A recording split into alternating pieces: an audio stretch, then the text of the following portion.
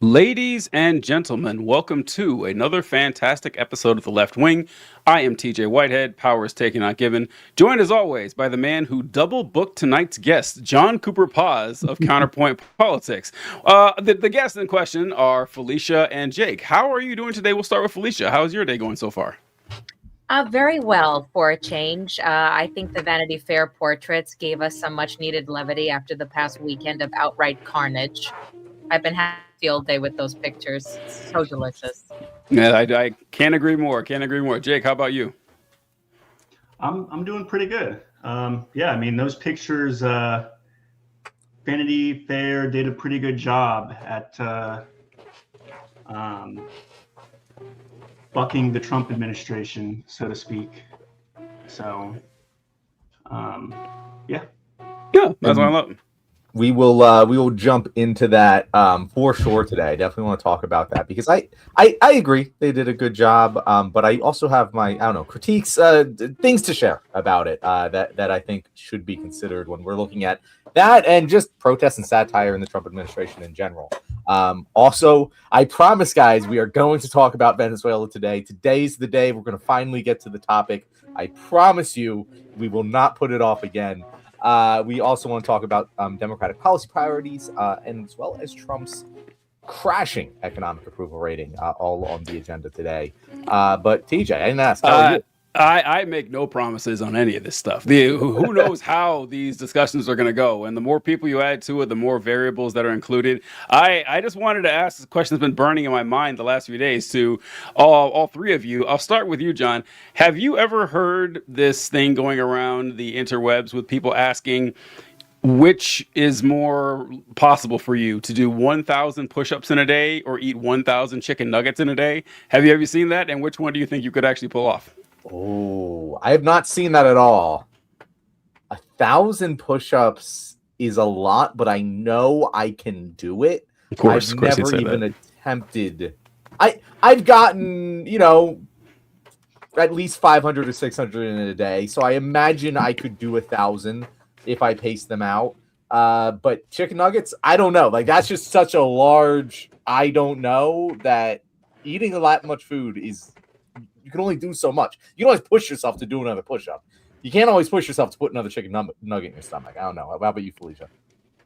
Well, I know one person who could pass that 1,000 chicken nugget test. He's sitting in the White House. That's where I thought you were going, Felicia. I was speaking to Vanity Fair article. I was disappointed that he didn't get photographed because that would have been quite pleasant. Oh yeah. I mean that cup's already overflowing. We have so many horrible pictures of Trump. It's not even gonna matter. But Jake, how about yourself? Well, which one do you think?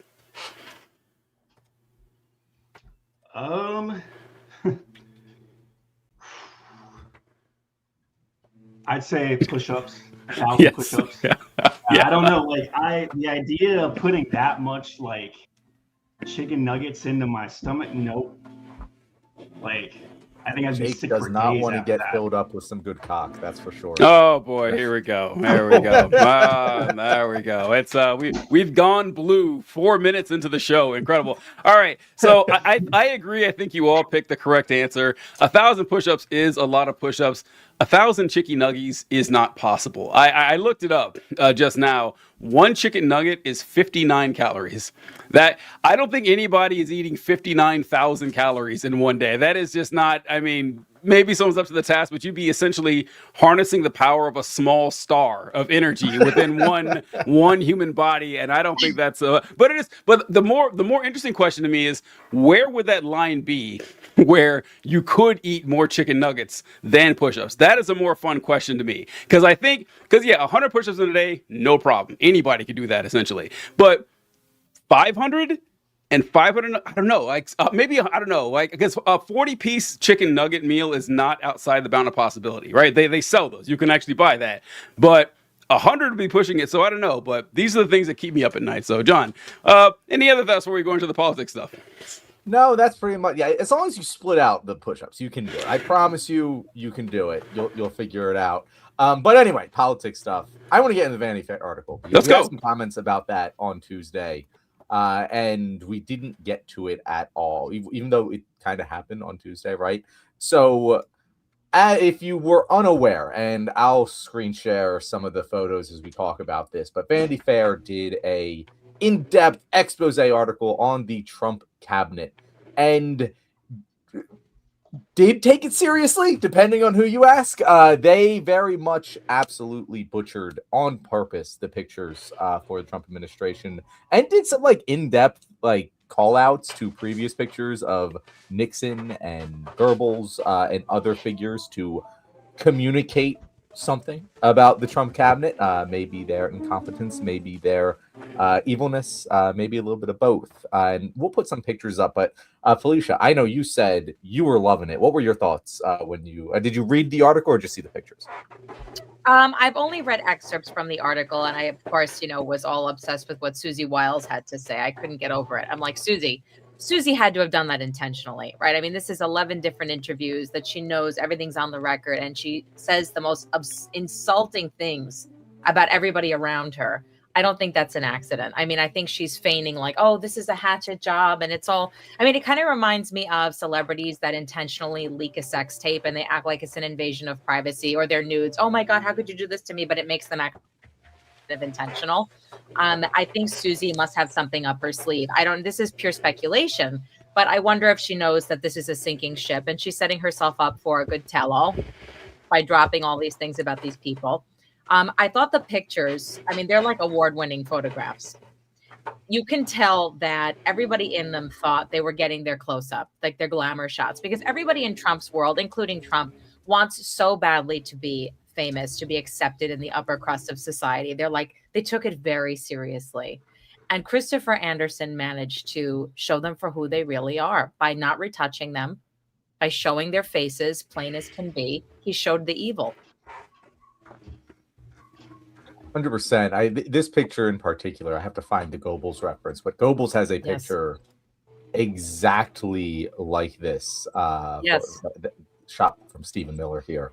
And I just, the artistry of the article and the photographs certainly was on display. And I've seen a lot of different interpretations of what was done here. I also liked not just the close-ups, but the wide shots that just look, they're a little askew. There's chords, shadows. They're shot up against the wall, which, like, if you ever take a single photography class, these are all the biggest no-nos that you learn in Photography 101.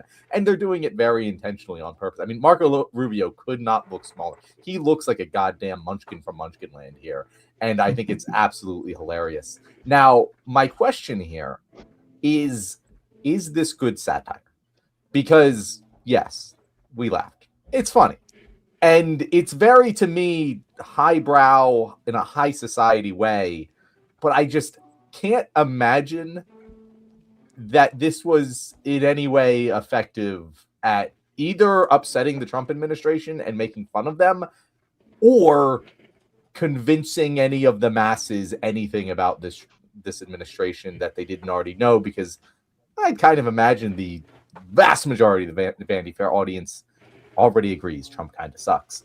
Is this good satire, or is it kind of just, for lack of a better term, liberal masturbation? Well, I look at satire as magnifying the truth. And it's a way of diminishing people like the ones in the Trump administration. It takes the wind out of their sails. So do I think that it convinced anybody of anything? No, but I think it's good art. I think that it revealed who they are and, like I said, magnified the truth of who they are. When I do satirical skits and such, because I do impressions, the Jeanine Pirro handle is a spoof of Jeanine Pirro. And when I do those things, I do it with the intention of magnifying real stories. Obviously, it's exaggerated, but the point is to communicate. And I thought that they did an excellent job in Vanity Fair at doing that. I also think it harms them in the sense that they look like fools. I think that they look like they don't have their shit together. I think that the fact that the chief of staff, Susie, was supposed to be like, oh, she's the one keeping things in line. And the person who's supposed to be like managing the reins is basically saying how shitty everyone is. Calling Trump an alcoholic is a huge insult. Her father was an alcoholic. When you call somebody an alcoholic, you're saying that they are volatile, that he makes decisions on a whim. I mean, that is something that I think does resonate with the public. Like, what is she saying? She's his chief of staff, and she's not saying, oh, he's so intelligent, he's so measured. She's saying, yeah, he's basically a drunk without the booze. Yeah, and that's the funny thing. He very famously doesn't drink. So saying he has an alcoholic's personality is a very pointed comment that I didn't even know her father was an alcoholic. That makes it even more intentional.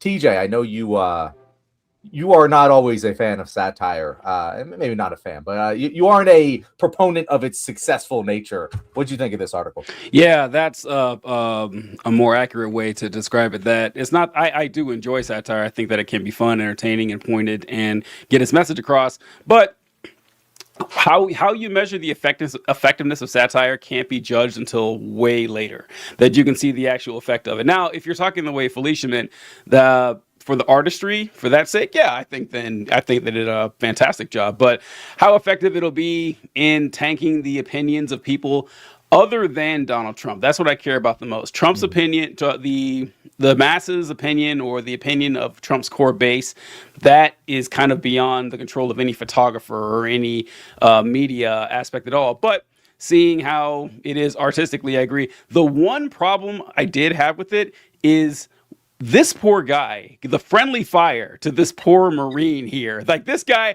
I saw this picture and I said, why would they include this one? I don't get that, because this guy was, sent on a detail to go work at the White House. Hey, stand outside this door for 6 months or 8 months or however long. And now he's being clowned in a nationwide magazine alongside Marco Rubio and Stephen Miller. He didn't ask for this. This guy probably enlisted like 5-6 years ago, had no idea that this would be his introduction to the nation. That's my only complaint about this. But other than that, I thought it was great. I have enjoyed quite a lot people who are saying that you shouldn't make fun of, what's her name, Caroline Levitt, for being a 65-year-old woman in a 28-year-old's body or something, or make fun of Stephen Miller for looking like a troll. I don't know how Felicia and Jake feel about this, but I've made this stance very clear over the years. It's okay to make fun of bad people. It's okay. They would. Yeah, I agree. Yep. Yeah, this is I have grown weary of the asymmetrical warfare that we have been fighting with these demons on the right side of the aisle, where they can do and say anything they want, and we have to pretend that we care about their tiny little fragile emotions. We don't. Okay, if you're going to dedicate your life to making the world a worse place, I'm not going to feel bad about calling you ugly or fat or stupid, or especially when you are all of them, right? I'm going to do that. So you agree, Jake? Yeah, absolutely. I mean, I was seeing a whole bunch of people complain about it today on Threads about, like, us going and bullying these people. But it's like these people have sent people off to torture prisons. Like, I don't really care. I really don't care. As far as I'm concerned, like, let them have it. Let them have it. And you can tell that, like, they were very affected by this because of the crash out on Twitter after the article dropped. Yeah, they deserve a hell of a lot worse. So I mean, it's gonna have to get pretty bad. It would. Oh, I gotta be careful here. It would have to get to Charlie Kirk levels before I started saying you're going a little bit too far. And I didn't even say it about that. So anyway, I'm just saying that it's got to get really bad before you're gonna hear me complain about it. When these people are disappearing human beings, like, who've done nothing wrong, from their friends and families and from the community, tanking not just the national but the global economy, demonizing every minority group that they can identify. Yeah, it's okay to call them bad names. It is. Mm-hmm. I'd be remiss if I did not bring up this comment. We have Holy Ghost Grass here saying, "Is that Scarlett Johansson?" Jake, I am pretty sure he's referring to you. Maybe Felicia, I don't know.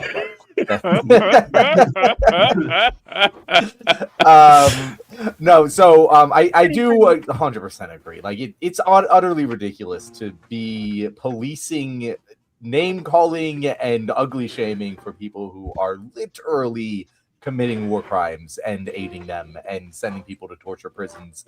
And even in America, the alligator Alcatraz I saw this week, a article from Amnesty International that revealed that they are putting people in 2 foot by 2 foot boxes, shackling them to the ground and holding them there for 24 hours in the hot Florida sun. Like, that's what they're doing to just people.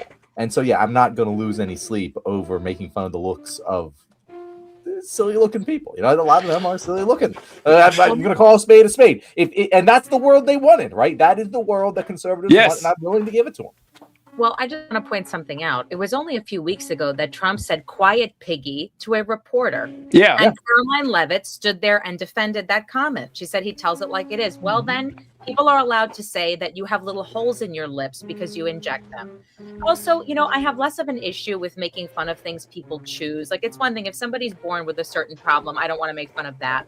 But Caroline having a really bad makeup job and bad lip filler is something she's chosen to do, and it can be undone. I don't view it as all that mean, right? It's like she can wipe it off.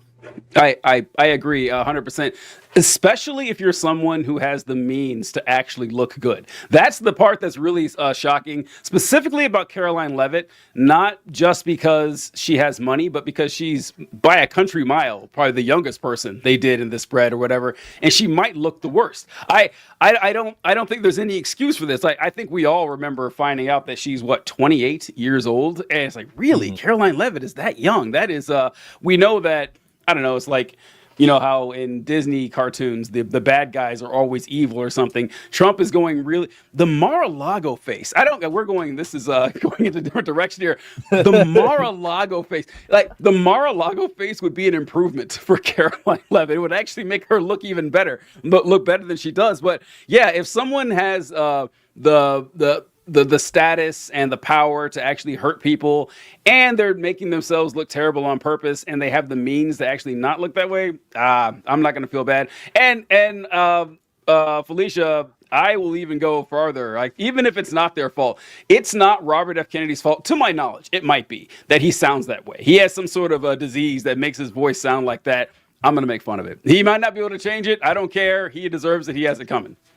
I would argue that given his history and the whole thing with felching, we don't know what caused it. So who knows? We'll see. He's got every other disease, right? He seems to have every other one, so we might as well just chop that up to him. It is always good to laugh when bad things happen to bad people, because it's the only way to deal with all of the bad things that happen to good people as a result of bad people. If laughter is the worst thing that befalls them, then they have lived a very fortunate life. Felicia, you brought up Susie Wiles, and that is, to me, the thing that makes me answer the question of whether this was good satire with a no, because I agree, no one's going to change their mind based on about the Trump. If there is a person out there who saw this Vanity Fair article and decided to change their vote away from the Trump administration, raise your hand now, because you're the only one. But I do find satire can be effective of shaping general narratives and getting under the skin of those in power. That can be worth it just in and of itself to get a little jab in on someone who you can't hurt in any other way. The thing is, Susie Wiles kind of blew that up. Like, she said the most hurtful things in the article, and I thought that she was going to be in trouble. Like, I really thought when I read what she said, I was like, holy shit, did she not understand? She was on the record. Like, what the hell is going on here? She is screwed. And they just all closed ranks and defended her, which tells me one of two things. Either, A, Susie Wiles is way more important than any of us thought she was, or B, they're just in defense mode all the time. They're just in total, we will not break. We are a unit, and we are going to defend each other against any allegation, no matter what, even if it's from one of our own. It might be a little bit of both. I don't know. What did you think, Felicia? they do seem to have a policy where they're a brick wall, right? It's sort of like with the police, the blue wall. They don't turn on each other publicly, even if there's internal is always attack the press. No matter what the story is, no matter the fact that she spoke 11 times on the record, it was a hatchet job. It was framed disingenuously. They took things I said out of context. They manipulated me. everybody knows she said what she said, but that is the way that they approach the press. That it's fake news. They've been doing that for a long time. And I mean, to me, satire, it's not necessarily to change minds, but I do think it chips away at their aura. It punctures. So when Trump rolled in for a second term, right, we've all been sort of living under this cloud. I feel like I'd say the predominant feeling is fear. Like, what's he going to do now? Now they're really unshackled. The first time was very disorganized. Now they have Project 2025. They have the Supreme Court. He has a vendetta. It's like, you know, the monster was caged and got out. Like, he was almost in prison and now he's not going to prison and he's going to go after everybody. And we're all like, oh my God, what's going to happen? I certainly have been feeling very anxious. Imagine how migrants are feeling. And I think that satire punctures that. It's pay no attention to that man behind the curtain in The Wizard of Oz. When you see him with the wheels, all of a sudden, that's you, Oz the Great and Powerful. You're an old man manipulating things. In that sense, I think it's effective. In the sense that, wow, Trump's chief of staff, who was supposed to be like the female embodiment of Karl Rove, a genius, you know, she's this Machiavellian figure. Actually, she's a big mouth who can't stand anybody there, who validated everything that we think about all of them. And the fact that the whole world is laughing at them is very important. Another point, by the way. I agree. I think that, like... Go ahead. I'm sorry. So I agree. I think that, like, having everybody, instead of, like, feel fear, but feel like, oh, this administration is a joke, will encourage them more to get out and speak out at the horrors of this administration. So I think that, like, having satire, I think we should have more of this. Like, more journalists should be publishing articles like this, making fun of the administration, because it encourages more people to speak out. Yes, and I know people who don't watch mainstream news. They don't read newspapers, not just because they don't trust it, but it's like it overwhelms them.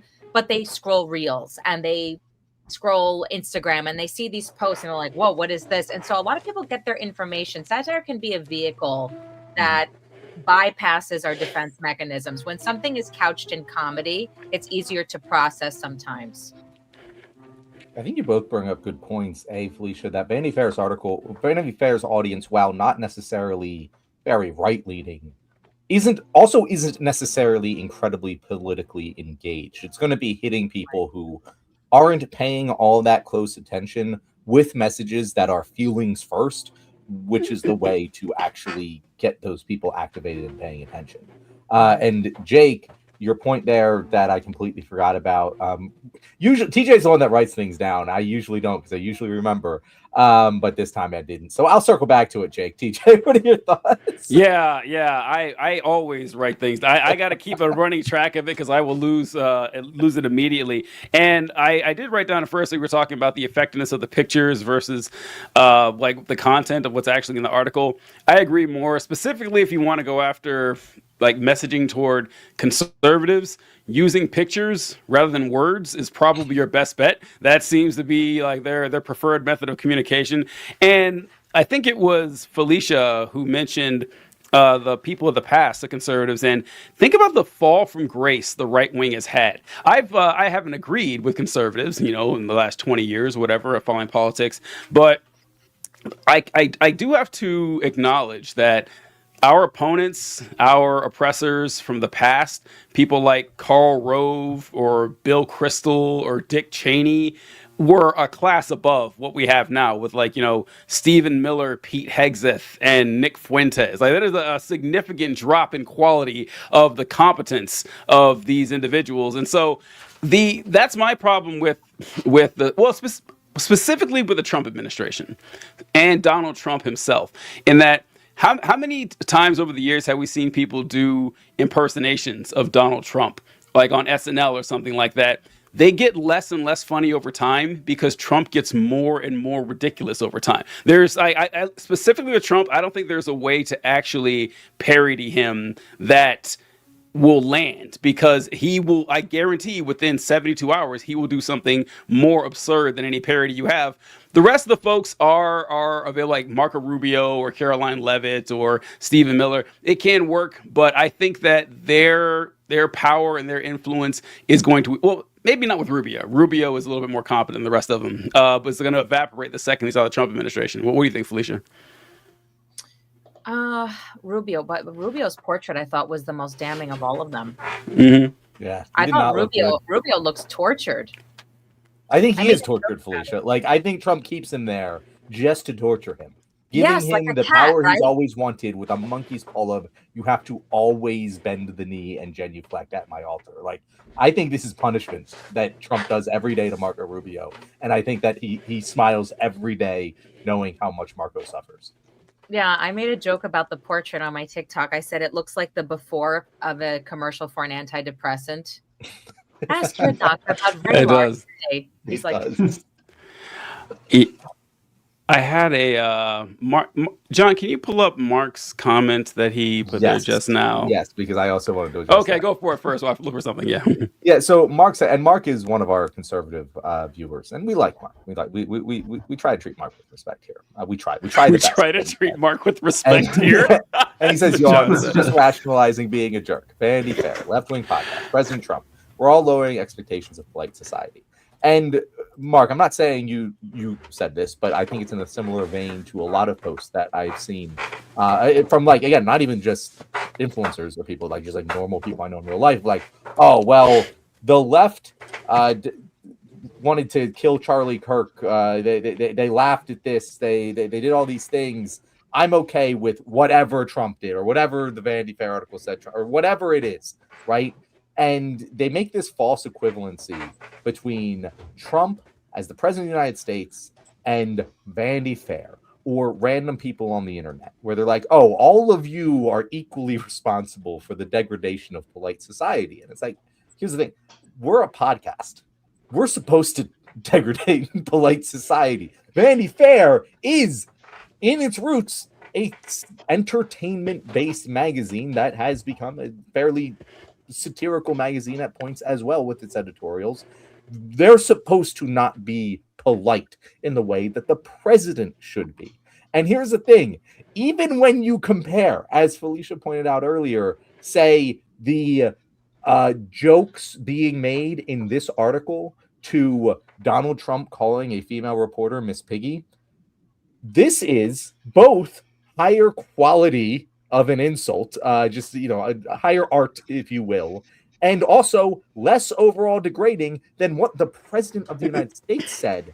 And it should be flip-flopped. The president of the United States should be the presidential one, should be the one with decorum. If they aren't going to hold up decorum, what the hell should you expect from Vanity Fair and random podcasters on the internet? It's a false equivalency that really does grind my gears. It really does. And it's like the harm being caused by, Trump's absurdity or Trump's callousness or his anti-humanity dwarfs anything that any publication or podcast or social media influencer could ever do.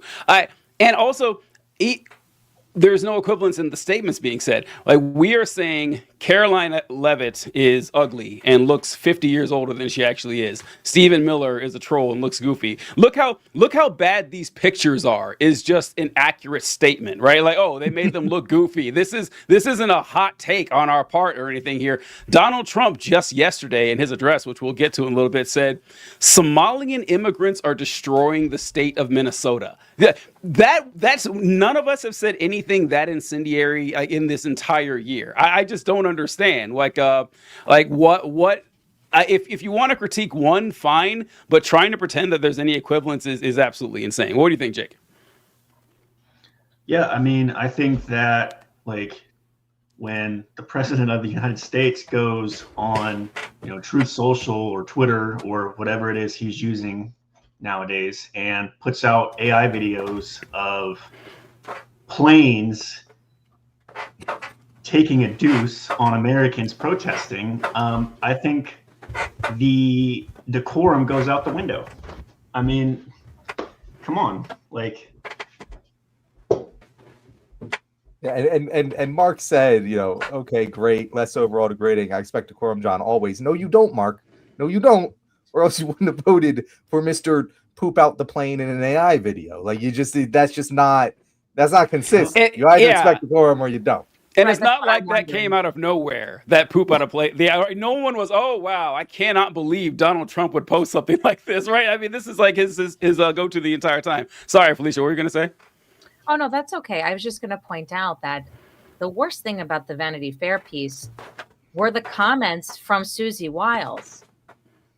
Many of us have said nothing that was in that article or in those photographs could be as biting as Susie Wiles saying that Elon Musk is a ketamine user and an odd duck. JD Vance is a conspiracy theorist. President Trump has the personality of an alcoholic, ignored her about the tariffs, ignored her about pardoning the J6ers, and makes decisions that affect the globe on a whim.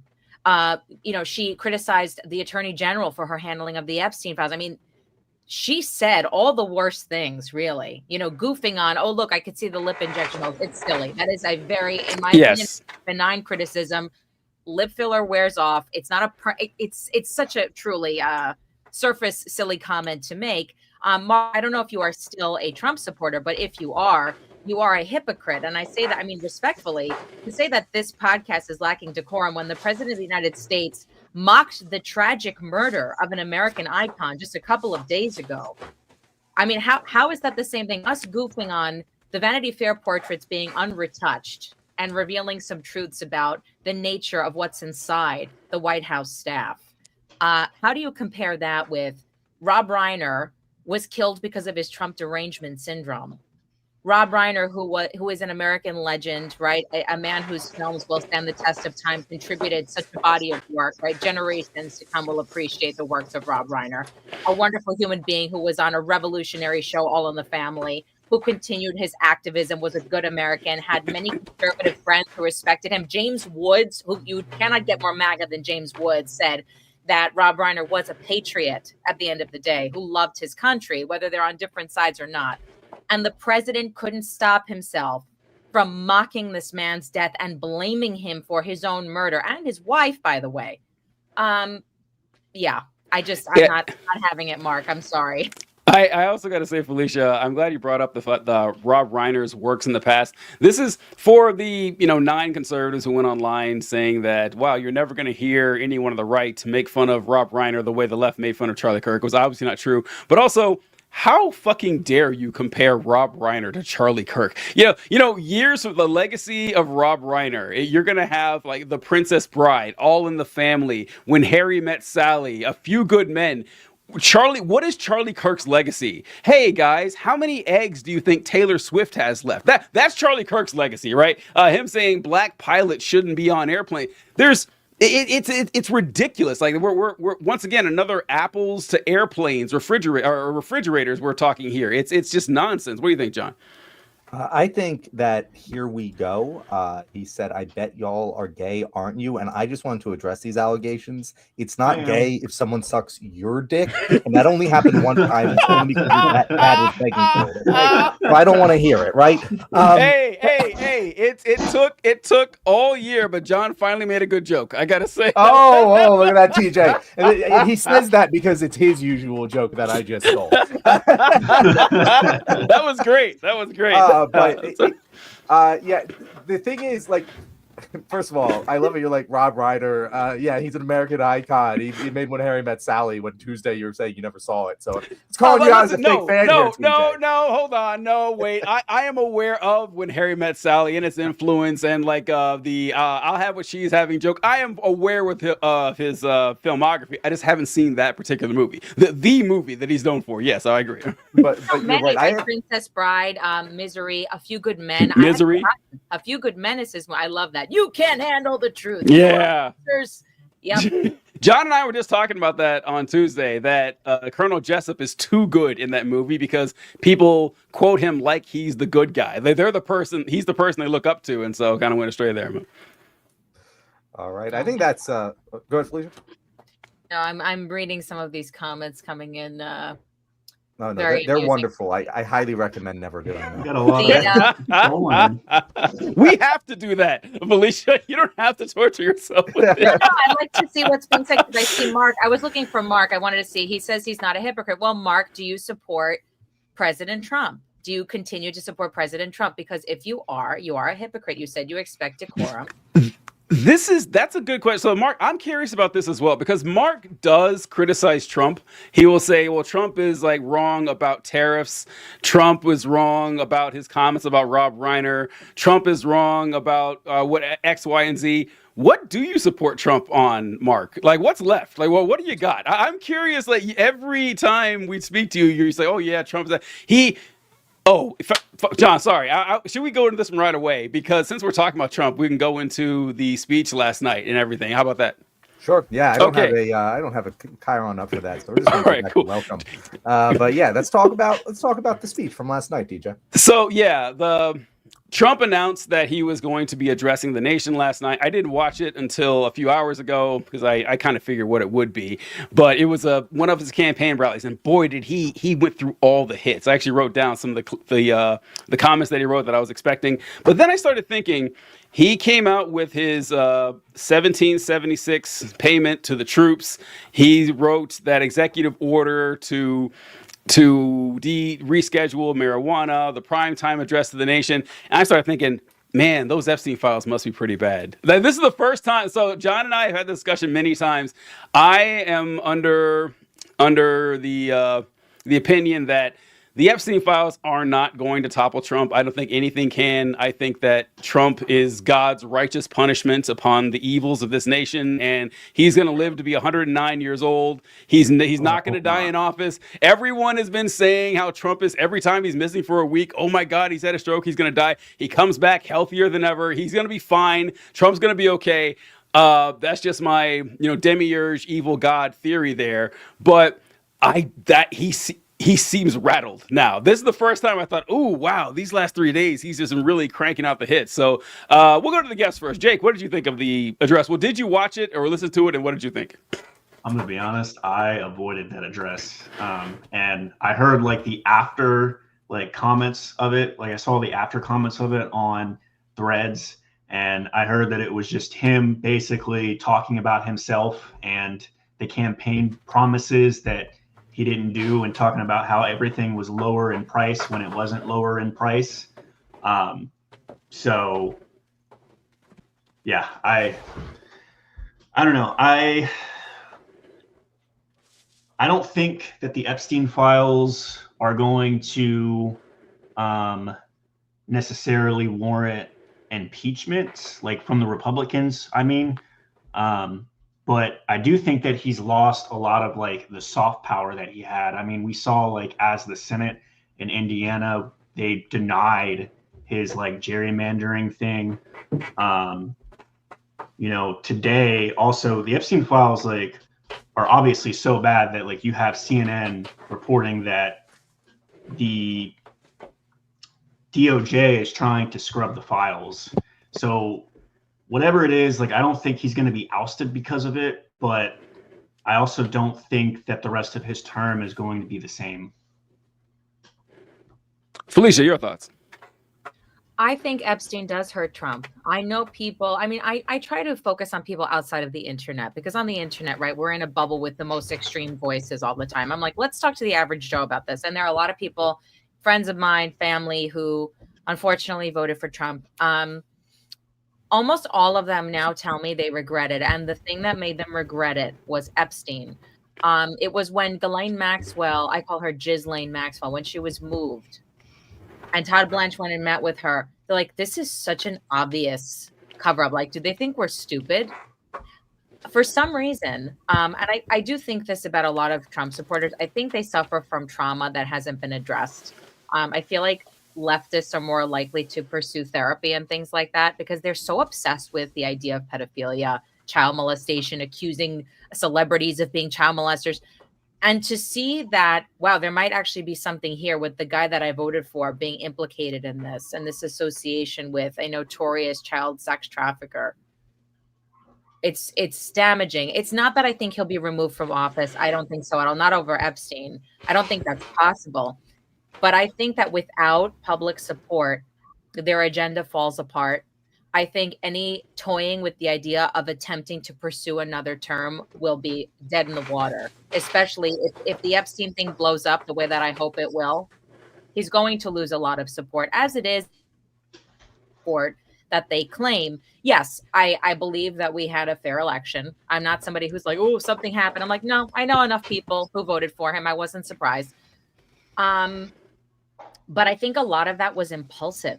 You know, he did this Joe Rogan interview, and there were a lot of people who, in the moment, kind of just went with it. Remember the Google searches that spiked? Can you change your vote? Is it too late? Because not long after that, people seem to wake up like, what have I done? And I hear it more and more all the time. Yeah, I do think that these allegations have hurt his popularity. His popularity gets lower and lower every week. There months ago, John pulled up this betting website, and it said, "Do you think Trump's approval will be?" I think it was 37 or 38% by January. At the time, his approval rating was 48 or 49, and we're like, "Hell yeah, absolutely, it's going to be." I was shocked that the betting line was so high. Now, but like you were mentioning, Felicia, it's them having buyer's remorse doesn't kick him out of office. That's what I was thinking. Like, a lot of people think that this is going to get him removed, and I don't think that's ever going to happen. I can't imagine anything, because there's going to be enough core Republicans who aren't going to believe anything no matter what. They'll claim it's a deep state conspiracy or AI or aliens, time travelers, who knows. They'll believe anything you put out in front of them. So yeah, that's what I think. So what do you think, John? Did you catch it? I know you had to see the hits from this speech. Yeah, so I didn't watch the speech for probably similar reasons a lot of us didn't. There wasn't going to be anything new. I was a little worried that he was going to announce war in Venezuela. So that was like, you know what? If he does that, then I will find out about it very quickly. Otherwise, there's nothing in this speech that I haven't heard him say a million times before. And that's pretty much what we got. The interesting part of this speech is that he kept it tight. It was only 18 minutes, and he's apparently, from reports like from his aides, like he stayed on script, which is very, very funny considering how deranged the script sounds. If that is Trump's script writer writing that way and not Trump just going off the cuff, that is wild.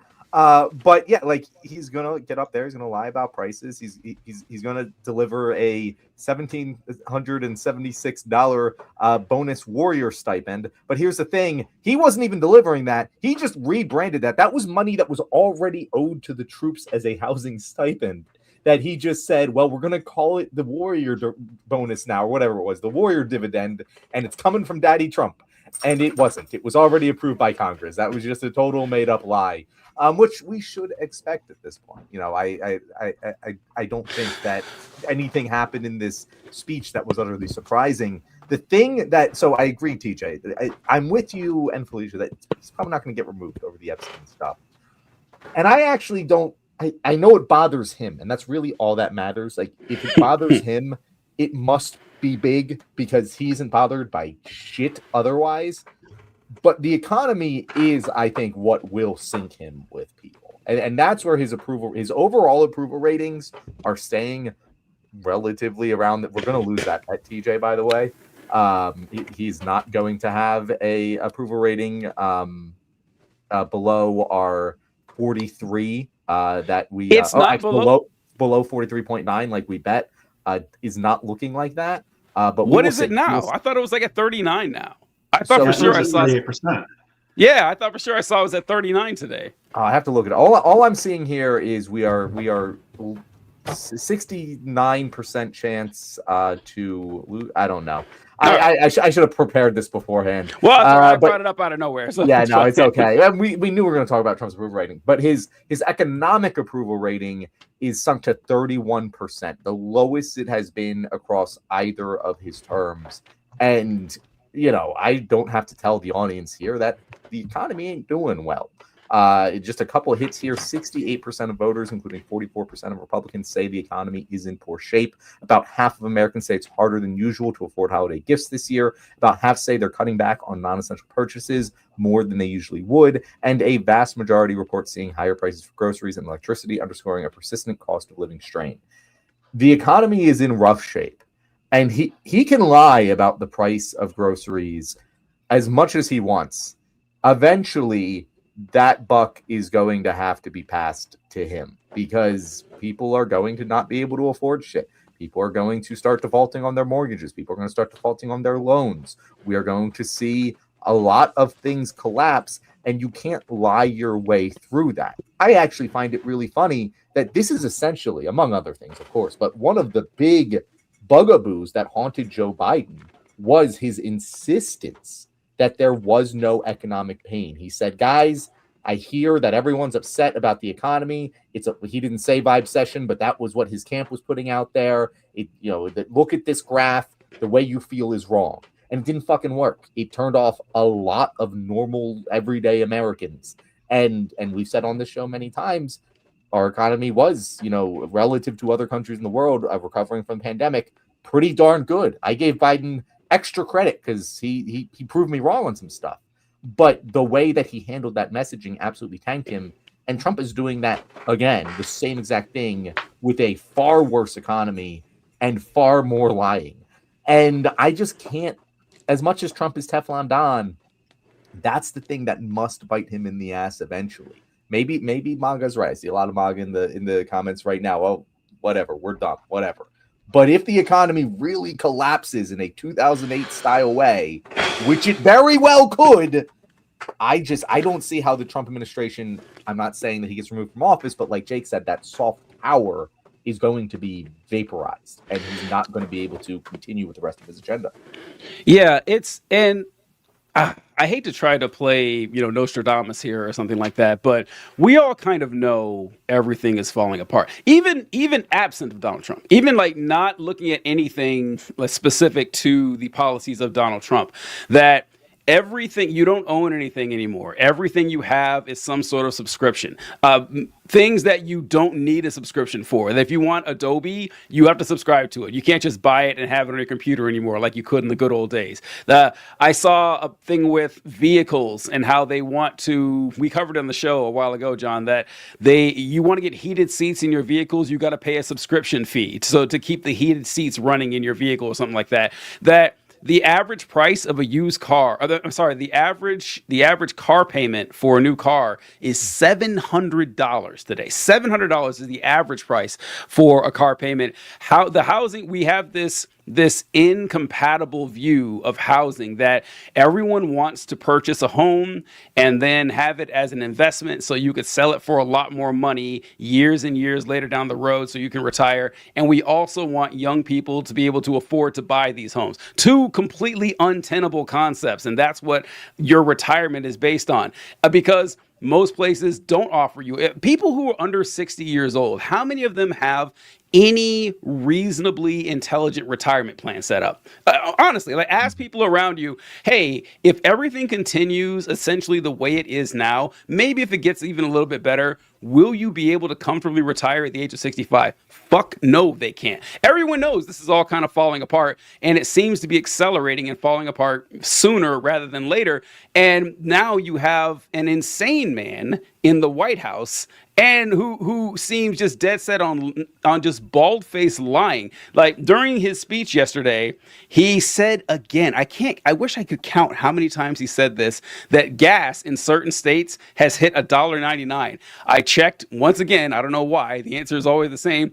Gas is not $1.99 in any state. But he said this many times in this last year since he's been president. He talked about the fact that healthcare premiums are going to be increasing next year because the Democrats wanted to increase, although he fought for this, that he's getting exactly what he wanted. Peace in the Middle East for the first time in 3,000 years. We have people being flooded in from prisons and insane asylums. We have these trade deals and tariffs. The 1776 thing too, the money for the troops. So I heard that, John, that this money had been already appropriated by Congress for your housing benefits in the military.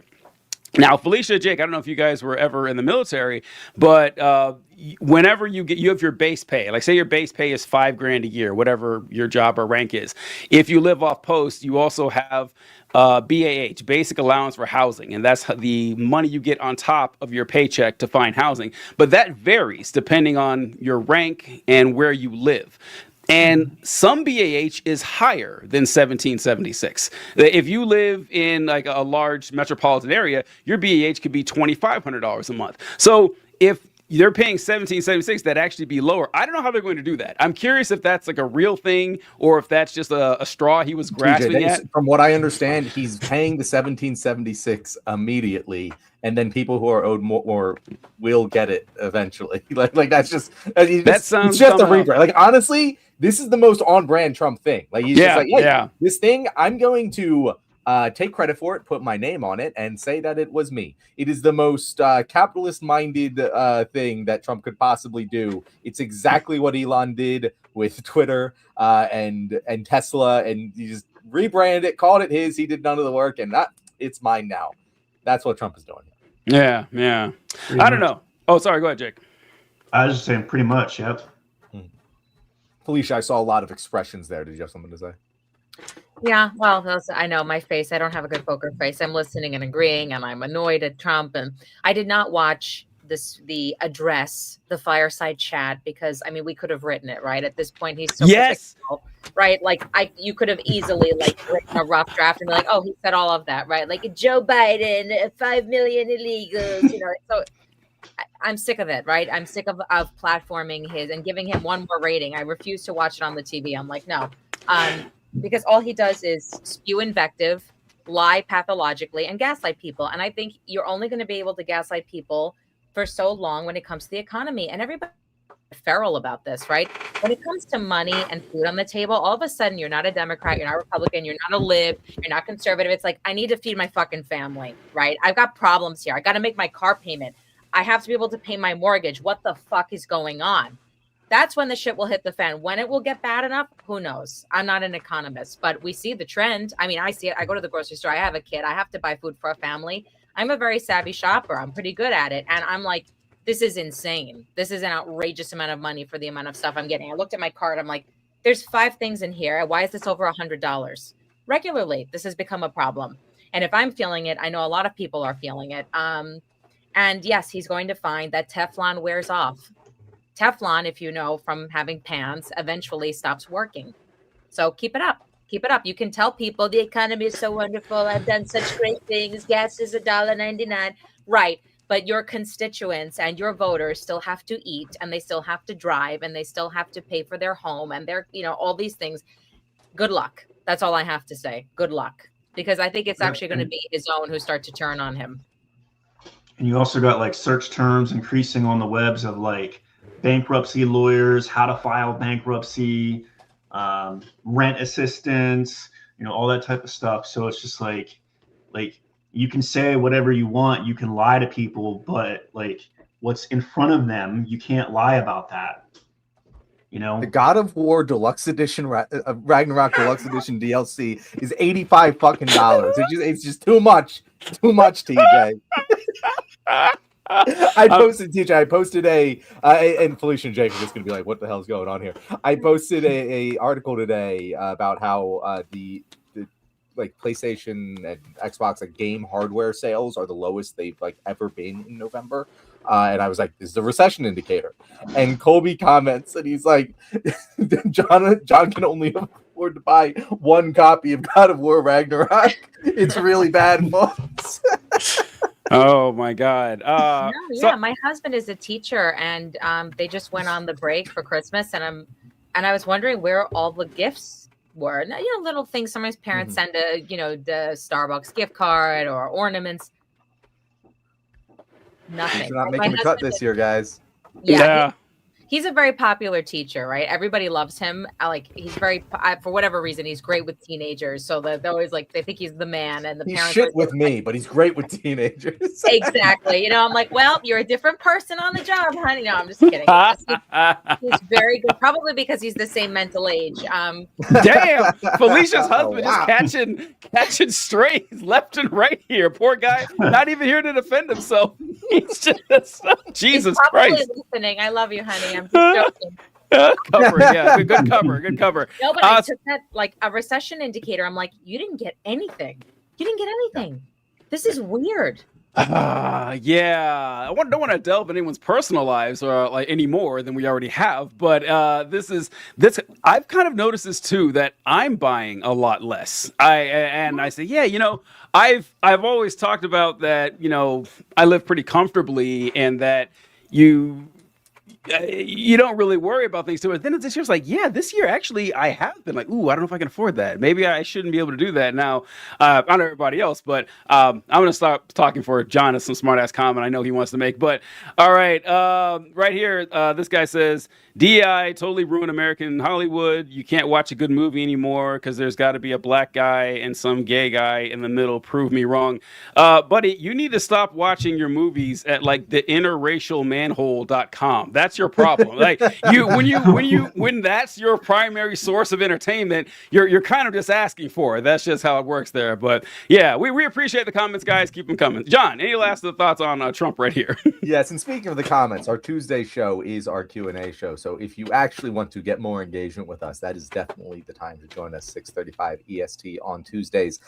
We did have Mark respond with a couple things that he does like about Donald Trump. And I actually thought these were perfectly valid, fine responses, mostly, because he says, unitary theory of the executive, is that too highbrow? No, it's not. But if you are a fan of unitary theory of the executive, Donald Trump, Jesus. The guy, like, if you like that, if you enjoy that kind of thing, Donald Trump is your guy, Mark. I do. Isn't Mark a libertarian? No, I don't think. No, Mark's a Wall Street Journal conservative. Oh, okay, all right. Okay, all right. Libertarian. All right. Mark's a big Israel guy. So. No, okay. Again, I'm not. I disagree with Mark, but at least, yeah, I will admit that Trump has been fairly pro-Israel. I don't think he's been God damn it. Wow, I can't speak today. I don't think he's been different than Joe Biden, guys. I can't say that word. Jesus Christ. And he also says Trump came through with Ukraine. It's been a bit tricky, but overall, have to be pleased. That's the one where I'm like, I don't feel like he's come through with Ukraine at all. Ukraine is, if things go the way Donald Trump wants them to, Ukraine is going to have to cede territory to the country that invaded them. If an ally is ceding territory, that seems like a loss in a war to me. I don't know about you guys. Yeah, they were invaded. They shouldn't have to cede anything. What happened to, I will end it on day one? What is that? He was treated too when he went into the White House. Oh, God. It's absolutely absurd. And contrast that with his treatment of MBS, who a journalist, right? He's a great friend, my great friend here.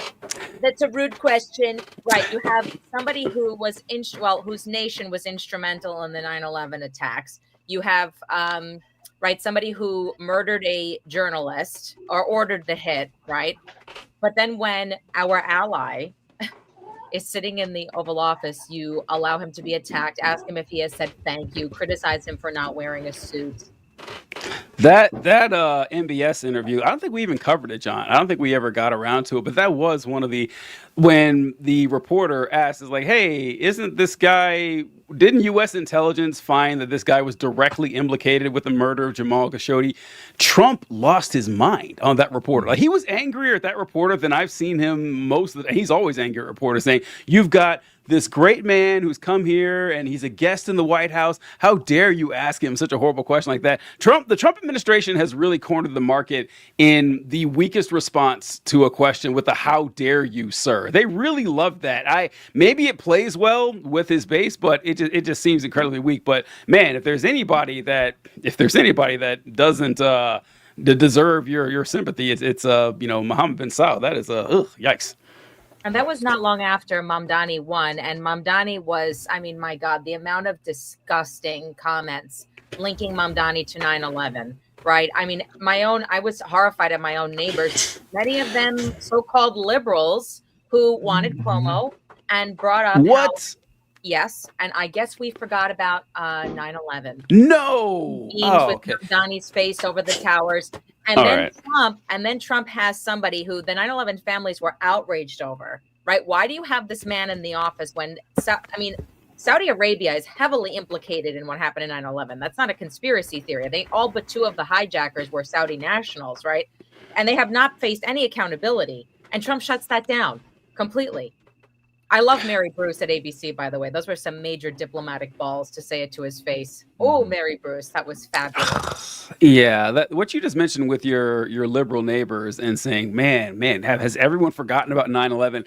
Every day I get a little bit more cynical doing. I was talking to Jake about this backstage before the show started, that it gets harder and harder to get up in the morning and actually talk about this and think that you're part of some big project and everything.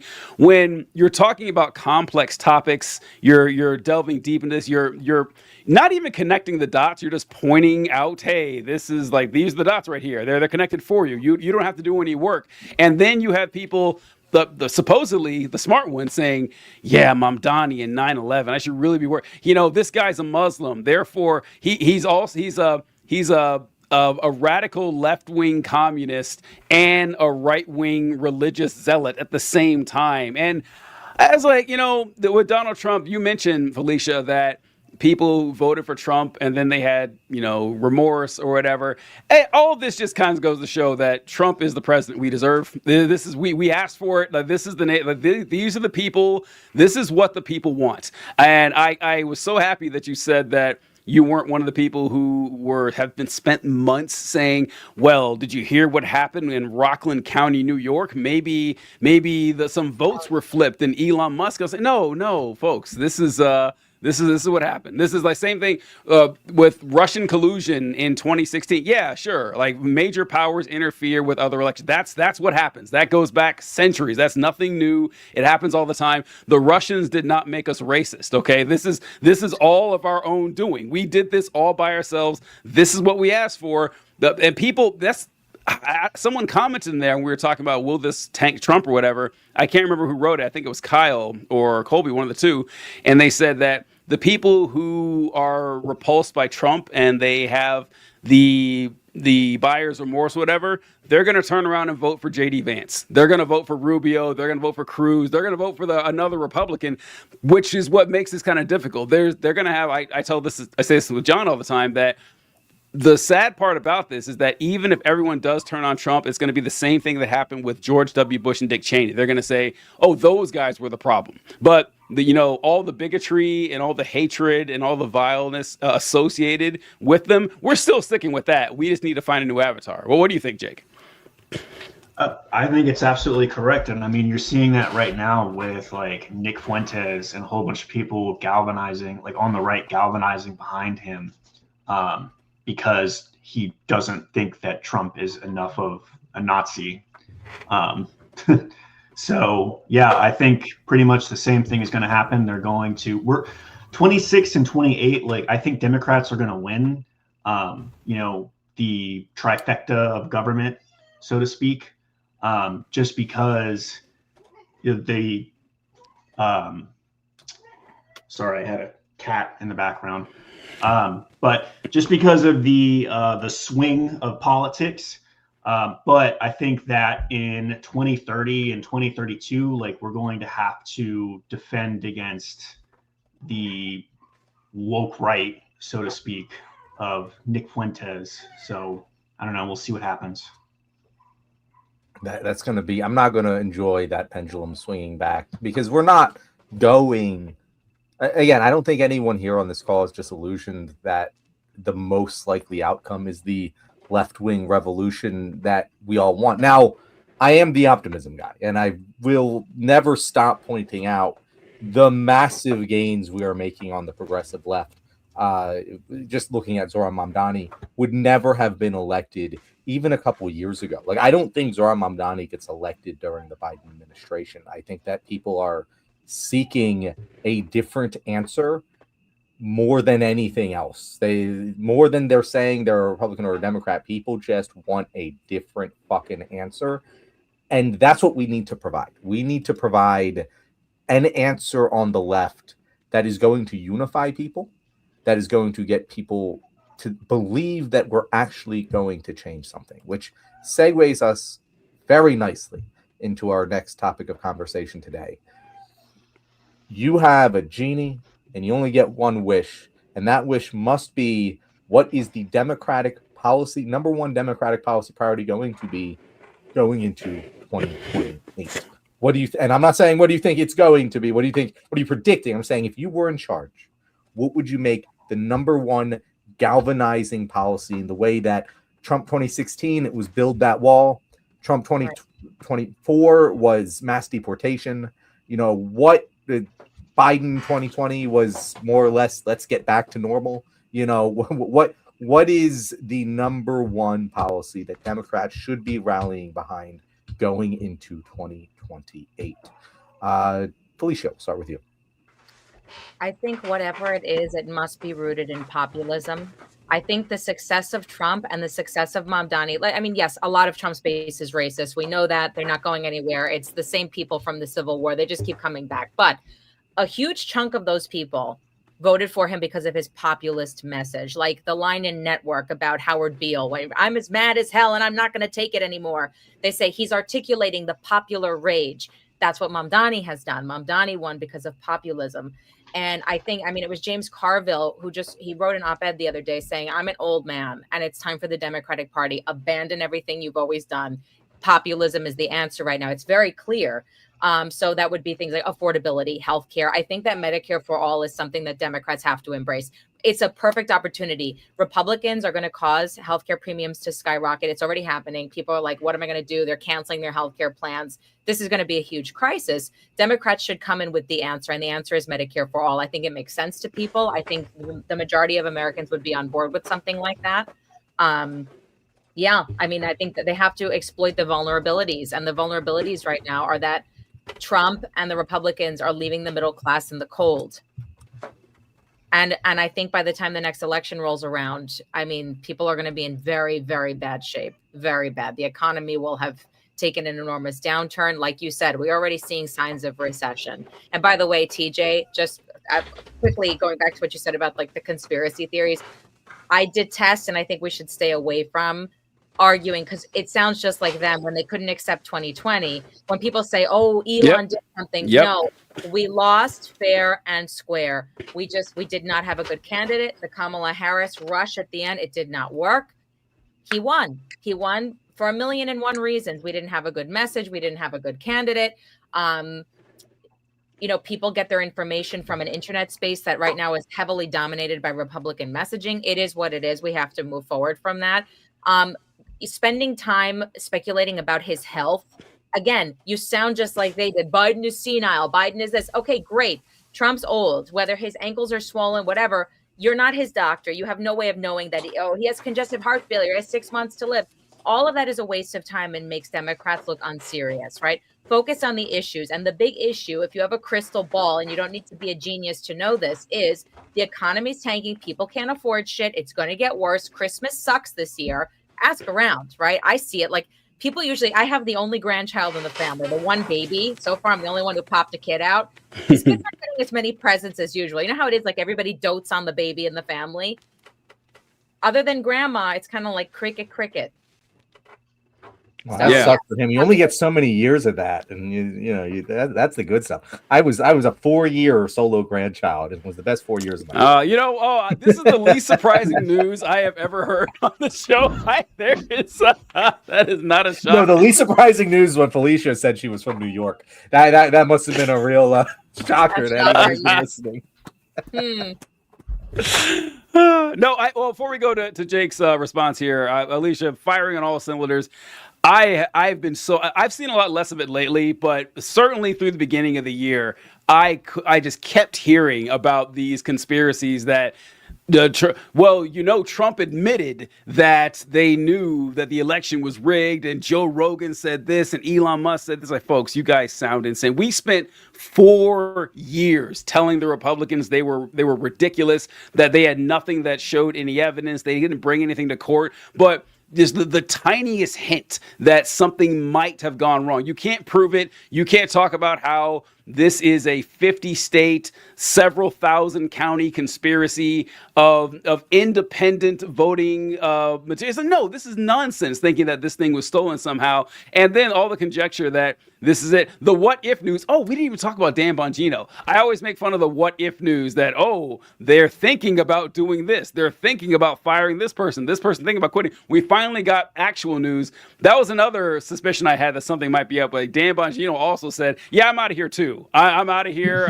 Just so you know, anything that comes out, I got nothing to do with it. I'm going to go spend some more time. That guy, he was a podcaster who finally got a real job and said, 1 year is enough. I'm going to go back to the microphone. That's how I feel. So, all right, we'll go back to you, Jake. Your thoughts on... Say what? He saw the files. He saw. Yeah, that's it. Yeah. They're probably just sitting on a desk somewhere, to be perfectly honest with you guys. It doesn't seem like they run the tightest ship. So, Jake, your thoughts on what policy should Progressive unite around? So I definitely agree with Felicia. Like, it must be rooted in populism. Like, that is what the people want.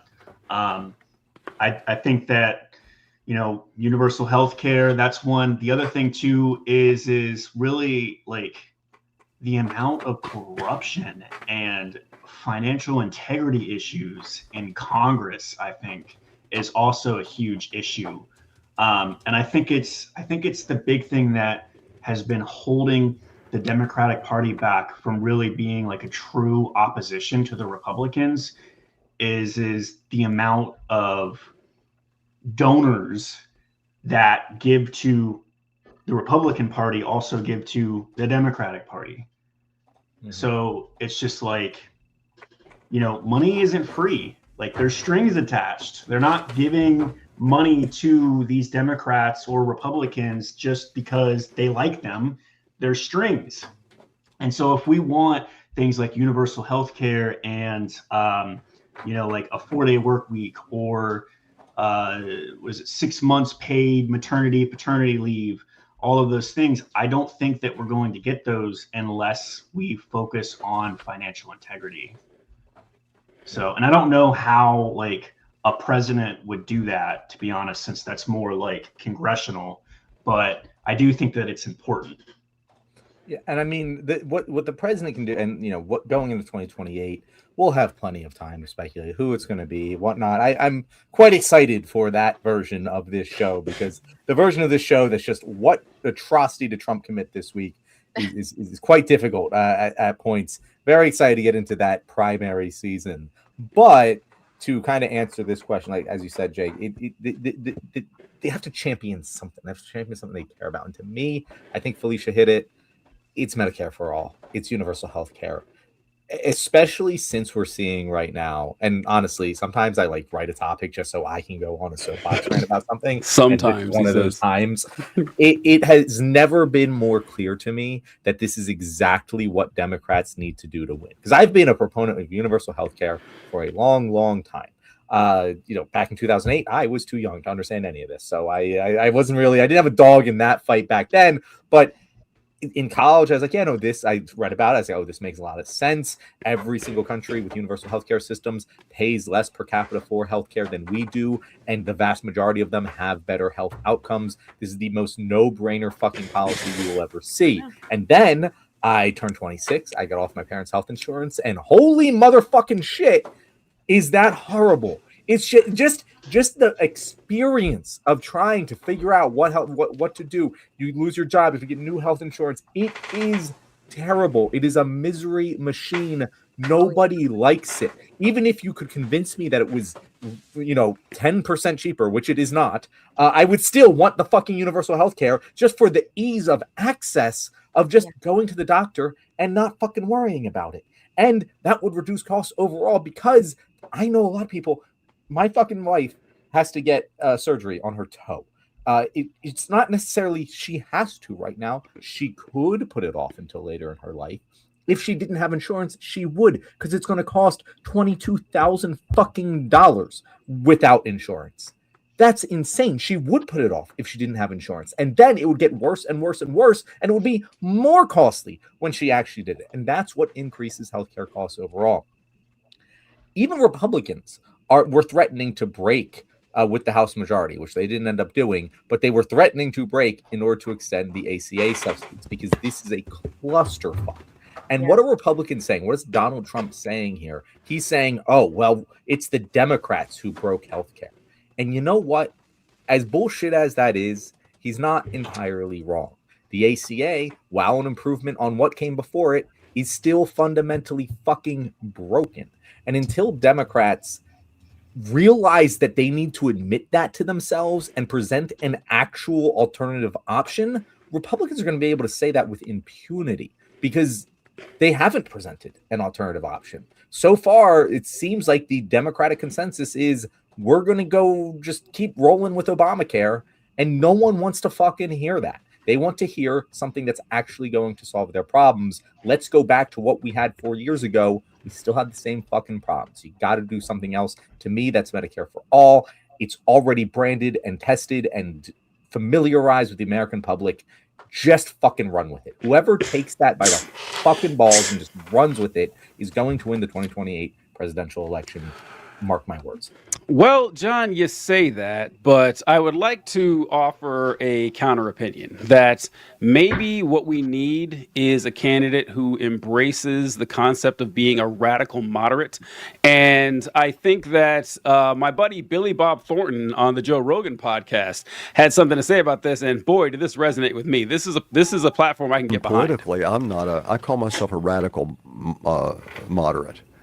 I'm like very strong in my opinions, but my opinions don't belong to any political party. And, I just look at what makes sense. And I think we need a common sense party in this country. That's actually what I think we need. Yeah. It's just figure it out. It's pretty easy to figure out what this is all about, A non-ideologically captured party. Yes. Yeah, that just is like, okay, what do we need to do here? Mm-hmm. Instead of it's us versus them, All right. I just had to bring that up when talking about, what to do, because as absurd as that sounds, a lot of people do think like that. A lot of people do think that this idea of a non-ideological political party, something that definitionally cannot exist. You cannot have, that is impossible. This is wet flame territory of oxymoronic material here.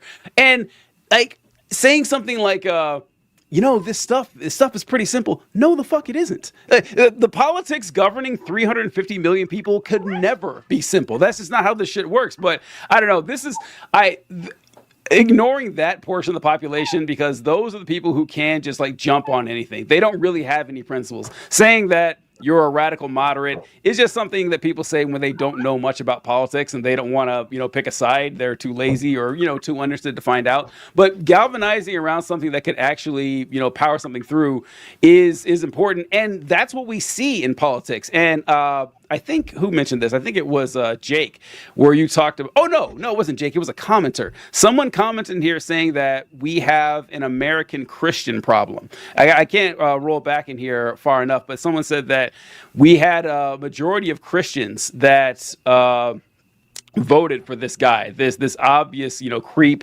And here we go. It is the Christian conservative wing of my Republican Party that voted for this rapist, pedophile, felon, wife cheater, pussy grabber. I'm so glad when people say this, because what I hear a lot of is people, you have an Americanized Christian problem, not a Republican problem.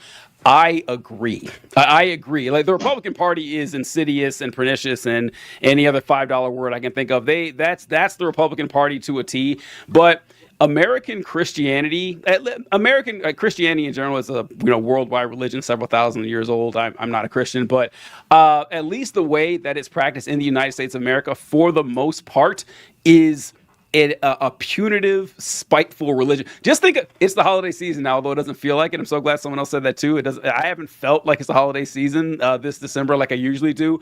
But think how your average Christian conservative is just jazzed up to spitefully wish people a Merry Christmas every December. If they hear anything other than, Merry Christmas, Merry Christmas, so hoping that it will offend people. I pull up this stat here with the election that Donald Trump got the majority of vote in every Christian category, pretty much. Protestant, Catholic, otherwise, they ran away with the votes for Donald Trump. So, sure, that's a cultural issue and everything there, and a religious issues, but it's something that you have to look into. And along with your Medicare for all process, John, because I think that is something that people get behind. This is actually one that is kind of simple. This is one of the rare political problems where, universal health care is the biggest political no-brainer I've ever run across. It works everywhere it's tried. It makes things incredibly simple. I have I have healthcare through the VA, which is actually really great. They got a bad rap like 20 years ago, and everyone thinks it's terrible. It's actually really amazing, which isn't even a single payer system. It's a single provider system. We're not even asking for single provider. We're actually asking for single payer, which is a lot, less controlling than single provider. But another one is like housing. We talk about housing stuff all the time. The fact that I forgot what the average age for the median first time home. TJ. It's 40. 40 years old is the median age for your first time home buyer. That is unsustainable. Why would John and I talked about, I think last episode, that if you're 16, 17, 18 years old, that is the time of your life when your eyes are the widest, when you have the most hope, when you have this feeling that I can go out there, I can do anything, I'm going to grab this bull by the horns, I can just... Why would you think that in 2025 if you were 18? If I were 18 right now, I would be just you think I have despair now. If you take me back to 18 years old and put me in this place, there's no reason to think things are getting any better. You're good luck, but you might, if you're lucky, be able to buy a house in 25 years. And by the way, you're expected to start a family. You're expected to get your career off the ground. There's just no hope in there. So finding a way to make housing affordable and allowing young people to actually start families, which is a way you could kind of, to address right-wingers or conservative-leaning people, is to go down the family values route, saying that here's what your future is going to look like the next 20 years if you're 18. You may or may not get a spouse and have kids. If you want a kid, both of you are going to have to work. That you're not going to see that kid all day at school. You're not going to see the kid till 7 o'clock at night when you get home. The kid's going to leave the house at the same time you do. Next thing you know, that kid's going to be 18 years old and you spent no time with them. That's the future you have to look forward to as a young person in the United States of America. The first person who can change that is going to run away with elections, run away with it. Whether it be housing, whether it be finding a way to strengthen unions so people spend more time at home and less time at work, and not having to argue. And Donald Trump's policy, hey, I'm going to hand money to you so you can negotiate with the $1 billion health insurance industry. Good luck doing that. It's all just nonsense. So you're right, John. It's just waiting. It's just waiting for someone to do it, and then someone just needs the guts to actually go out there and try it. Jake's house is haunted. Jake is haunted. What is going on? Yeah, no, it's like a reminder type thingy telling me that I should go and journal. Well, today you're journaling to, a live microphone. I've been trying to get better at that. You can look. You can tell this is Jake's first time podcast. You should have rolled with that. Like, oh my God, what is happening? What is this? Are we under attack by the Russians right now? Like that would have been the. Now you did bring up the other thing though, TJ, because I do think Medicare for All needs to be number one. Housing is a 1B, and honestly, only because there's less of a obvious solution to it. Yeah, like universal healthcare, Medicare for All. We already got that test. We already got that ready to go. Housing is difficult because we don't know what exactly the solution should be. There's I don't even have this is a prescriptive, real easy way to get behind this. But I do think that just build shit. Like that can be the fucking name, but build houses, build roads, build bridges, build energy infrastructure, build all of this. Let's bring back American building. That's if you can promise that and execute on it, that's 1B right there in my mind. Jake, I know you and I are probably the ones who are looking up at the housing market right now more than good Lord TJ here. But I imagine TJ, you're also not TJ, Jake, you're also a guy in your 20s. That's somewhere in there. I imagine you don't own a house. I can basically just assume that. Do you have any hopes of owning a house before you're 30? Because my time is running out on that, and it's not going to fucking happen. So unless I do it in the next year, okay, yeah, it doesn't look like it. I am too. I mean, with these interest rates, it's insane. Like it is insane. And housing is such a complicated thing too, because it's how do you provide more housing and you provide less expensive housing while at the same time not bringing down the value of the people that already own housing? Not possible. It's Right. not possible. Yeah, it is. It is, and that's an uncomfortable reality that Americans have to face. And there are ways to do this because, yeah, this is. I hate to say this, but this is how it is. That there are ways that you can provide cheaper housing that will lower property values that people will revolt against immediately. That if you have homeowners and you tell them we're going to put multi-family units in here, they will revolt every time. They were going to get mad because they're going to be losing housing value. The poors will be moving into their neighborhoods, and you got to watch out for them. They're going to be really resentful and everything. And eventually, you'll have to get there anyway. But I wouldn't start there. I would absolutely do it. But what I would lead with is something I think everyone get on board here. It is absurd that we allow corporations to own multiple single-family homes. Insane. You cannot point to one societal benefit for allowing a corporation to do that. If you want to own multiple houses, tax the fuck out of it. Just make it so that it's untenable for a corporation to own a dozen houses or 500 houses. That's only making money for them. It's hurting the community. I don't see how that loses. I don't see Republican, Democrat, independent, unaffiliated whatsoever. You just go out there and say, yeah, I think that I'm going to put a limit on how many houses individuals can own, and corporations, you can't do it at all. You can own one house if you want. You want to put your staff members there or something like that. But no, we're not going to let you buy up entire neighborhoods and compete against the young people who want to buy houses. They're not going to be able to outbid Blackstone. It's not going to happen. What do you think, Felicia? Well, I've been taking notes because you guys are saying so much that I want to address at once. I'm like, okay, number one about healthcare, right? John mentioned this about the toe surgery and what a mess it is. Yes, our healthcare system is a bureaucratic mess. From top to bottom, right? What the hospital charges for a bag of saline, what you have to go through just to get your annual physical, even just to go get, I just went and got, here we go. I got my flu shot and my COVID jab. I went and did it. The amount of questions I had to answer to get that done, it's insane.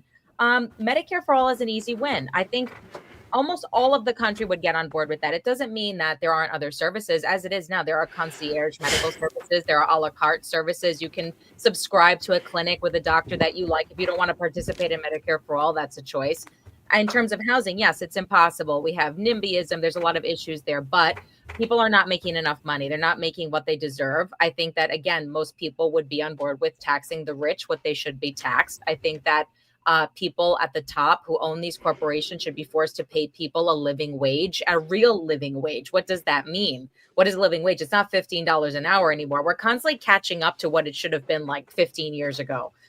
That's a bigger issue for me. I think it's harder to tackle that. If you're looking for a simple platform for the next candidate, I really think it should be about healthcare. And I think by the time that rolls around, after what they're doing, like my husband right now, speaking of Christians and what they do wrong in this country, my husband's union is in a big fight over health insurance with the archdiocese. They don't know what kind of plan we're going to have. Why? Because all of a sudden things are going up. So now they're like, what are we going to do about the teachers and their healthcare? In terms of what that commenter said about American Christians, that's a cultural problem with fundamentalists, not just Christians, all religious extremists in this country. Think the same way. The Catholic Church is in a big problem because everything that they stand for, right, other than being anti-abortion, everything that they stand for is very liberal. That's why people attack the Pope, right? They say, the Pope is a communist.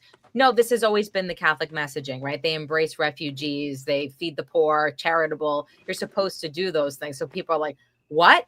You mean it's Christian? You mean that when Jesus said what you do to the least of these, you do to me, he meant migrants and people who can't afford food? Oh, so they're in their own crisis right now. I really think that the next candidate is going to have to be something.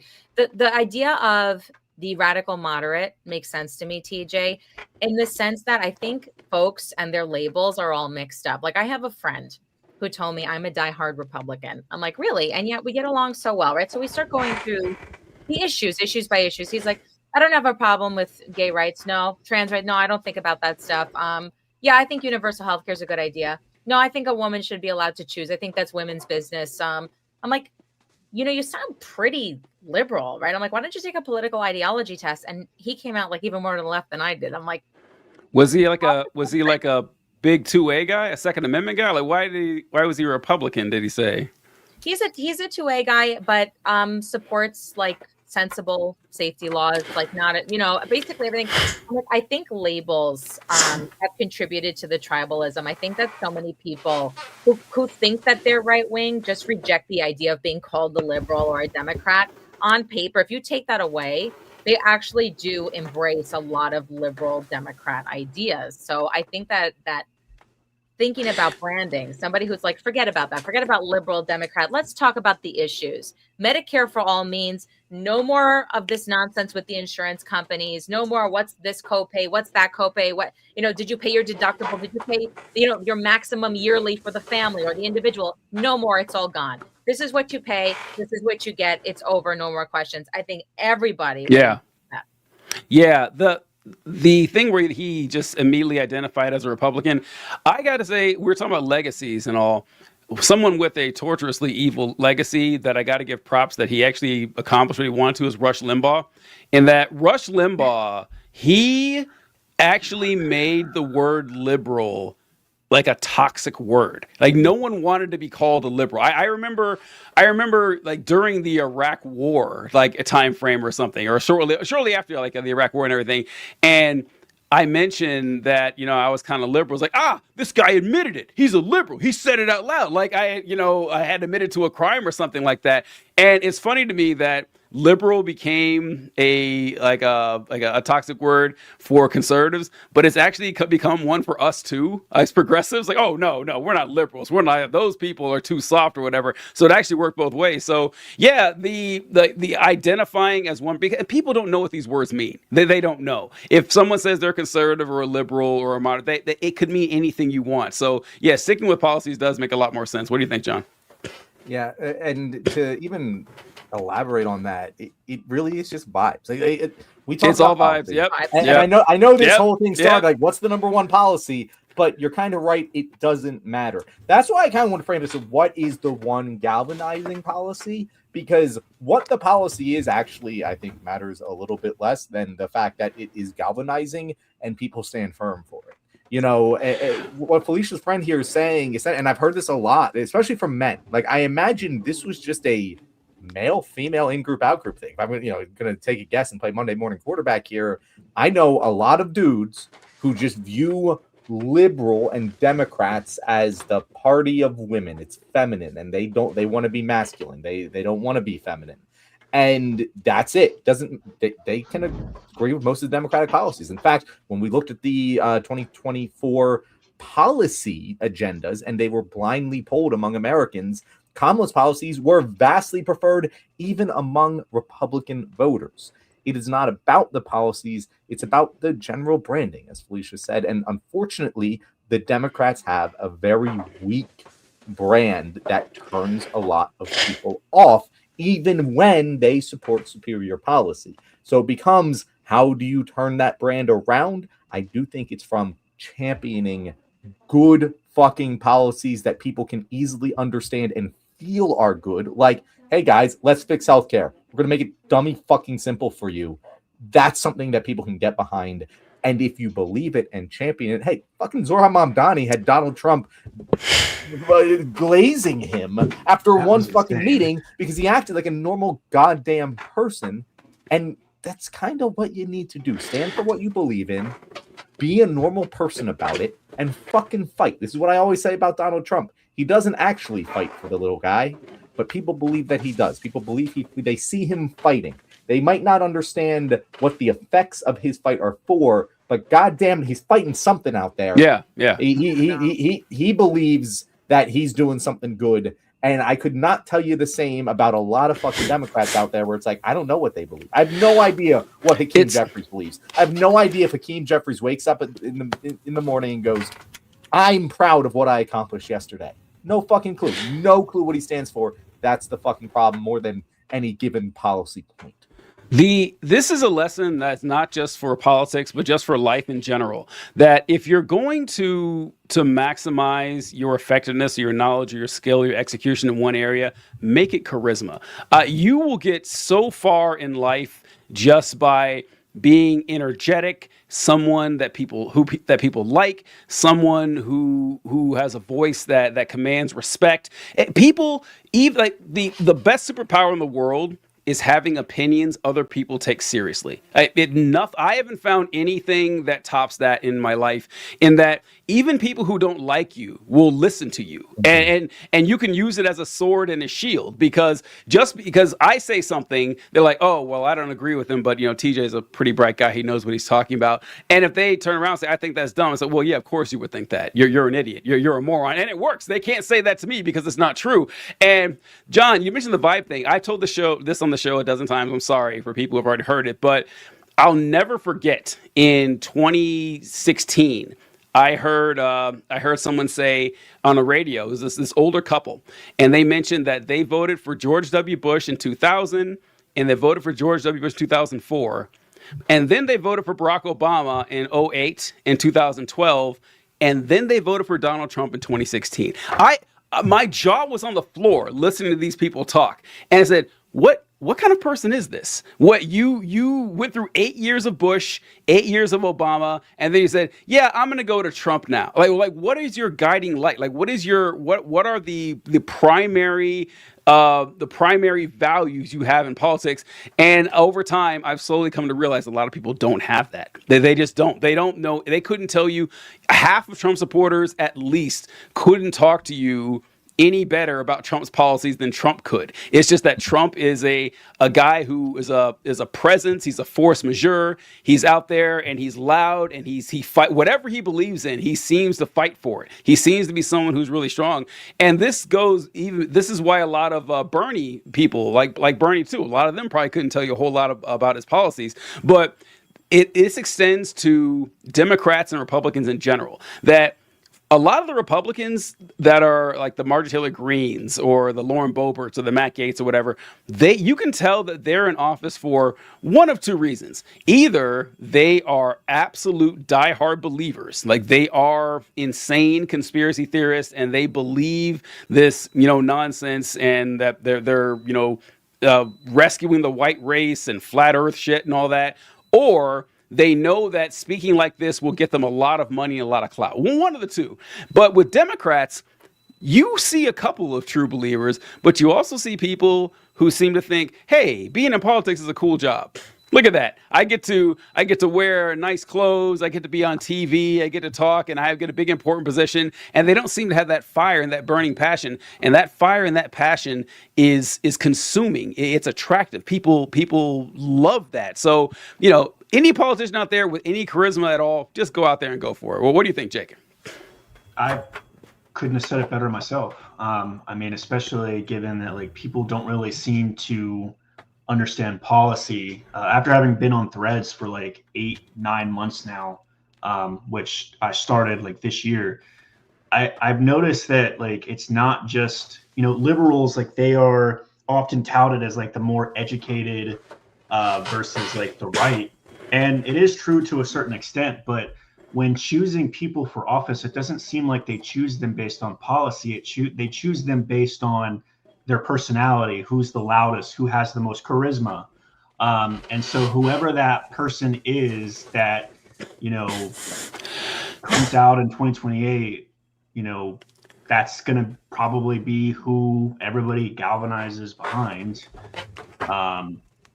which I don't know who it's going to be. There's a whole lot of people out there on the political landscape right now. You got Newsom, you have Kamala Harris looks like she's going to join the race again. You have AOC. You have that poll that just came out the other day, AOC and Vance, where AOC was beating Vance by a couple points. So I don't know. I guess we'll see what happens. It's hard to get into the mind. The line that the best argument against democracy is a 5-minute conversation with the average voter. I get it. I get why people say shit like that. And this comment here, a lot of swing voters vote based on name order, height, masculinity of names. Yeah, I'm getting kind of blackpilled a lot on this. I hate to say it. I hate to say that I'm getting that way, that I'm losing a lot of faith. But I've had this thought too, that we should just they get together at the left and run for president like a 6'4" bodybuilder named like Colt Davenport or something. And all right, we're gonna get all the votes just rolling. I'm so voting for Colt Davenport, right? TJ. Yeah, I don't care what his policies are. As long as he's Exactly. first on the list, Colt Davenport, he's my guy. Yeah, I mean, yeah, why not, man? Just give the people what they want. I'm not sure. All right. So, Felicia, any last words to close out this topic? we have Yes. 13 minutes to talk about Venezuela. Oh yes, okay. I'll make it quick. I don't think that anybody really thinks Trump is fighting for the little guy. I don't even think his own supporters think that. I think they love that he dunks on liberals, that he Yep. says racist, outrageous things. It's not much more than that. It's tribal. I'm not saying every Trump voter feels that way. I'm saying that's one faction of his base. I think the others simply thought he was stronger than Kamala Harris and Joe Biden. And you know what? Frankly, on the debate stage, Biden's brain turned to mush. And yeah, Trump looked like a stronger choice. Then they pulled the switcheroo and you had Kamala Harris. I didn't think Kamala Harris did the best job in interviews. I just think, and she was only handed a short amount of time. I'm not going to blame her for what people did. But, you know, I don't really think it's that they think Trump fights for anything that helps them. And I think that's why we really should move away from the labels. Because when you have conversations with people, and I try to, of course, when people are racist, bigoted, and it's like outright just hatefulness, I just shut them down. Like on TikTok, when I go live, I'm willing to have conversations with people if they're open-minded and respectful. That's my only rule. You could say what you want. We could talk about it. Like, you can't be racist. To me, those people, you're never going to get through to them. So just like, fuck them. I mean, there's no point talking to them. The others, when you get down to it, it's like my friend who thinks he's Republican. When you break down each issue point by point, they're much more moderate and even left than they realize. And I call it the flip the lights on strategy. Republicans are so good at getting people worked up over absolute bullshit, like the trans boogeyman, like there's a trans in your daughter's locker room. It's nonsense. So to me, when I say flip the lights on, I mean, it's like a kid that's afraid that something's under the bed. You're not going to sit there and have a conversation with them about like the theory of something under the bed. You turn the lights on, there's nothing there. Let's move on to something else. Now go to sleep. That's, I think, what Democrats have to learn to do. Stop arguing with people about stuff like that. It's a very simple answer. This is a non-issue. It's not actually happening. It's not real. It's not real. Let's talk about your grocery prices. Let's talk about your health insurance premiums. Move away from these stupid issues because they don't serve any purpose other than feeding into Republican narratives. Right? They create these stories. They're very good at it. They're incredibly good at it. Like what they do with abortion rights, right? They tell tales that women are seeking abortions when they're 39 weeks pregnant. And it's not an issue. It's not real. We're not going to get into this. It's not happening. Good luck with your fairy tale. Shift them into talking about real stuff that affects them every day. That's the other thing too. People vote like, right, what's in front of their face, right? People don't really think that much about politics. I know it's very hard for me to believe because I live and breathe politics, but like the average person isn't thinking about this stuff.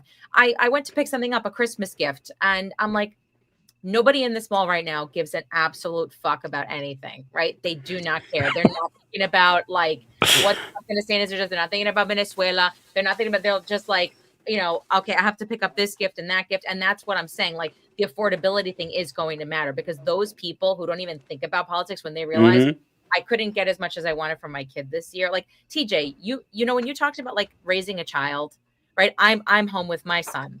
My husband is the one working the traditional job. And we made that choice because really it's that, or I can work and pay $2,000 a month to strangers to raise my child and miss all these moments with him. But the choice was like, okay, so we're going to be really tight for years until he goes to school. That shouldn't be. I think it's eating at people too, TJ. I think the fact that people are like having to make choices like that, it's like, well, have a child, miss out on like the cutest moments that are so fleeting because you have to work. Both of you have to work. Both of you have to not be there. That's really messing with people. And I think actually more childcare options could be something very beneficial for Democrats to run on. Not just, oh, we're going to give you free daycare so your kid can go in here from like, 8 to 6 p.m. How about we can subsidize families? I think that would be hugely popular, providing subsidies to stay-at-home parents, longer paternity leave, things like that, I think would resonate really well with the average person. Unfortunately, it would not resonate with donors, Felicia, which is why they're only long shot policies, despite the fact they'd be overwhelmingly popular. All right. So I did promise we're talking Venezuela. Finally, after like 3 weeks of this being on the schedule, we are going to talk some Venezuela. We've got 15 minutes here to talk about it. And so I'm just going to introduce it with a question here. TJ, we'll start with you. Why the hell are we going to invade Venezuela? Because when we started like teasing this topic, it was, are we going to invade Venezuela?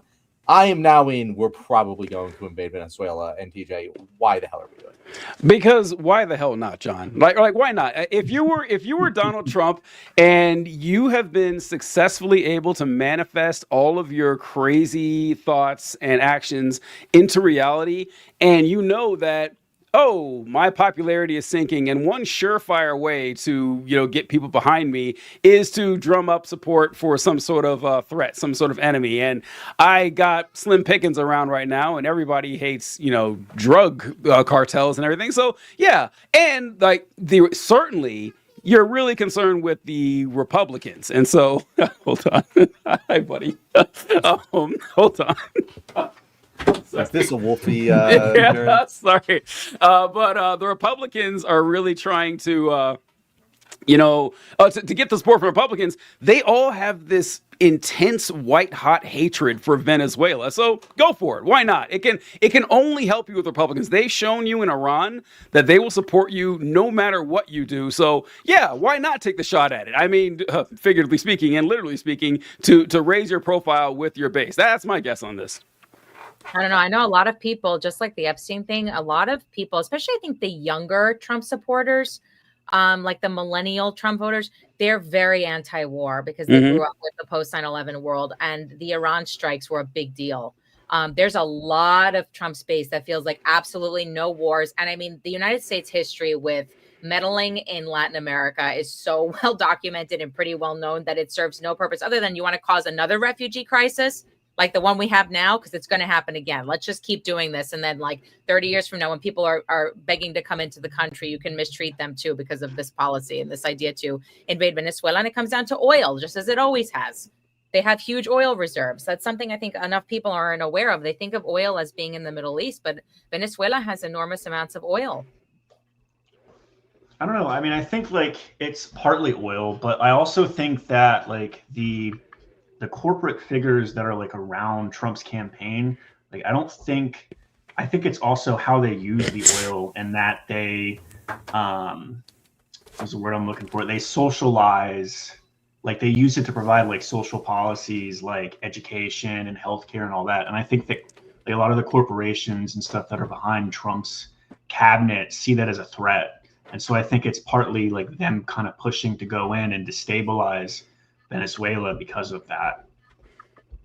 And you're right too, TJ. The wag the dog thing. War is good. War protects people. It's been good for Netanyahu, and that's exactly it. They know that Trump is in trouble. They know that the administration is not popular. They know that we have an affordability crisis. And yes, war is distracting. But I don't think it's going to work out very well for them because people are extremely anti-war. I mean, especially because of social media too. I think, the messaging has changed when it comes to that stuff. Everybody who lived through the war in Iraq and Afghanistan is like, no fucking way. We're not doing that. Absolutely not.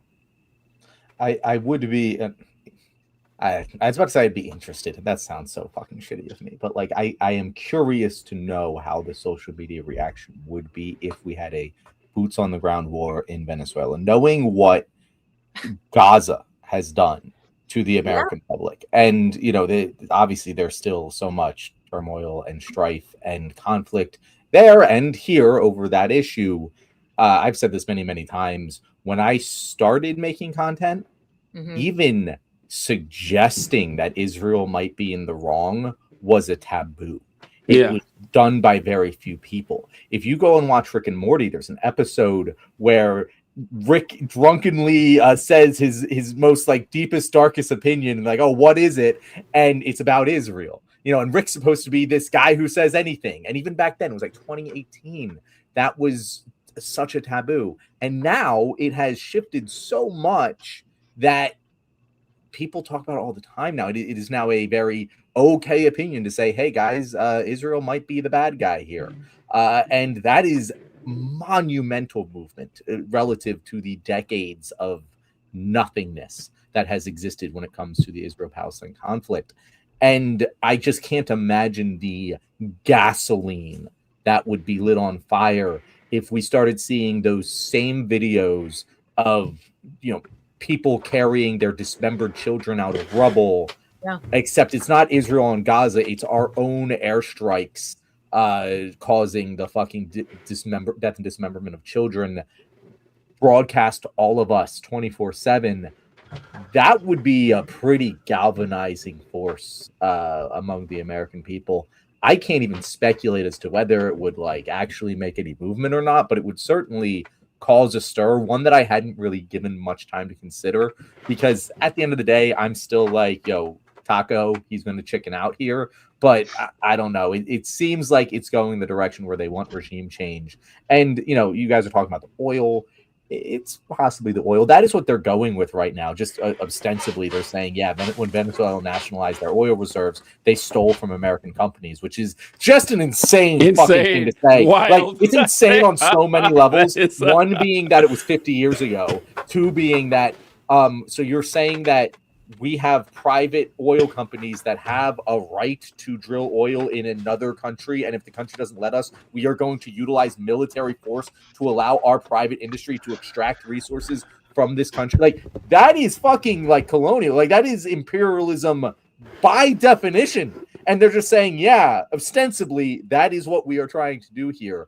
Utterly insane. It's really unfortunate that most Americans have no understanding of what any of that means. But this, I honestly don't think it's about any of that, DJ. I think it's just strongman. I think it's big strongman wants to do big strongman things. A report came out in the Wall Street Journal today saying that Stephen Miller originally wanted to push for armed conflict with Mexico, and then Mexico played ball with the border crossing stuff and cracking down the cartels. And he was like, "Oh shit, this is going too well. We can't invade Mexico." That's when they switched to Venezuela. And this is reporting coming from aides that are anonymous, so take it with a grain of salt. But aides within the White House telling this to the Wall Street Journal, and it all tracks with me, TJ. I do think that this is just, we want a war to be big strong man. We want to wield our big stick and kill a bunch of brown people to make ourselves feel good. That is genuinely what I think this is about. I think anyone saying this is about any geopolitical national security positioning or oil reserves and these resources. No, it's not a resource war. It's a fucking big dick war. That's what this is. Yeah, that's why I say I think this is just giving the base its red meat. In Trump's speech last night, the first thing he opened up with was 11 months ago, I inherited a mess. The nation was dead. We were suffering in our economy. There were men playing in women's sports, transgender for everyone. And it's no one gives a fuck about that except for the hardcore conservative base, and Trump knows that. I want to, before we leave here, I want to reference the super chat here by Dung is Fun with a AVI that says porn on it. I don't know why, but anyway, his suggestion was if the United States wasn't on the petrodollar. I'm guessing that's maybe with Venezuela. I don't know if it was Venezuela or a policy we should run on or something like that. Dung is Fun. Explaining what the petrodollar is to your average American would be a waste of fucking time. It is. You'd have to go back. It's in World War II, FDR made a deal with the king of Saudi Arabia that only. He's no. This is. You would lose them. I agree. It's kind of fucked up. It has done a lot to help the United States, but you would lose the American people really fucking quick. I don't even know what the I'm looking it up now as to what the petrodollar is, because I don't even know what it is. It's complicated. Yeah. Basically, OPEC decided that the only way you can buy oil from them is by using American dollars, which is what cemented the United States dollar as the reserve currency of the world, essentially. So it has helped us economically, but it does cause a lot of problems that you can probably predict by linking us with Saudi Arabia, no matter what they fucking do. So yeah, you can see where that's going. But yeah, anyway, that's it. I want to go right there. I had to comment. They gave us $2, so I wanted to bring up. It feels kind of rude not to do it. Kind of like Saudi Arabia, the United States, in a lot of ways. I kind of felt obligated to do it. All right. We officially talked about Venezuela. We did. I'm very glad we finally did it. We did Venezuela. And unfortunately, as I've said, the last couple of times that we've hunted this issue, it's going to just keep getting like they're going to do something. I don't know. I hope Trump chickens out. I hope that he just, I don't know, does one of those Israel bombed Iran, so Iran bombs them back, and then we agree that we're going to stop sort of deals that have happened several times over the past couple months. Who fucking knows? But as I said, Venezuela has the right to defend itself, and we are obviously the aggressor here. If we invade them, it will be just as atrocious as when we invaded Iraq. And you know what? They're not even fucking lying about it this time. They're just straight up saying we're doing this to get the oil that we feel we have a right to because we had companies here 50 years ago that you paid to leave. Like it's utterly insane. Just it's depressing. I don't know. You'd think that when I was going into college, in late 2010s, there was this sense that we all learned the lesson from Iraq. We all agree that was bad now. Nope, everyone just fucking lied about that. We're gonna do it again. It really fucking sucks. Well, I mean, the people don't like it. It's just the people in power that want to do it. I think they're going to face blowback. Yeah, we'll see how that goes. If we learned any lessons from that, we wouldn't have as much support for genocide in the Middle East as we have right now. I think that it's very clear we did not learn our lesson whatsoever. We learned that we should have learned that, if you have a problem with an insurgency for any reason whatsoever, going in and killing as many people as possible only creates more of the insurgency. I thought that we learned that lesson at the War on Terror. We very clearly did not. All right. Well, thank you guys for being here in our audience. This is The Left Wing. We go live every Tuesday and Thursday at 6:35 EST. Make sure to subscribe so you know when we are live. If you guys enjoyed our wonderful guests today, we'll start with you, Felicia. Tell people where they can find you. Sure. So I go by Janine Pirot, spelled like Bordeaux wine. It's a spoof of Janine Pirot's name because I started out on TikTok back in May doing an impression of Janine Pirot. That's great. Yeah, I've done some prank calls and then I kind of shied away from it because I'm like, I feel like this administration is very litigious and because I called Curtis Sliwa's campaign. And they almost put me through to him. And I was like, you know what? I'm gonna this. Yeah, I was like, let me talk to Curtis. I've got intel about the conversations Trump is having with Cuomo. And they totally believed that. I was like, uh-oh. Anyway, so that's, I started out doing that. I do different skits and impressions and things, but I also have started to do a lot more commentary. And I sometimes host lives that I call Politics in Pajamas on TikTok, where I let pretty much anybody come up. I like to engage with people. I'm trying to communicate with people. I went to go see liberal icon Rachel Maddow at a book talk. And she said, I'm not the person to look to for answers, but if I did have to tell you one thing, it's like, don't rage tweet and watch my show. Go talk to people, get off like this like echo chamber and watching me and being upset. Go communicate with people. So that's what I'm trying to do. And by the way, to that person who's saying you will not find me in the kitchen, actually, I love to cook. So Hero on TikTok and Instagram. That's me. Thank you. Jake, where can people find you can find me mostly on Threads, Jake the Leftist. I like to tweet a lot.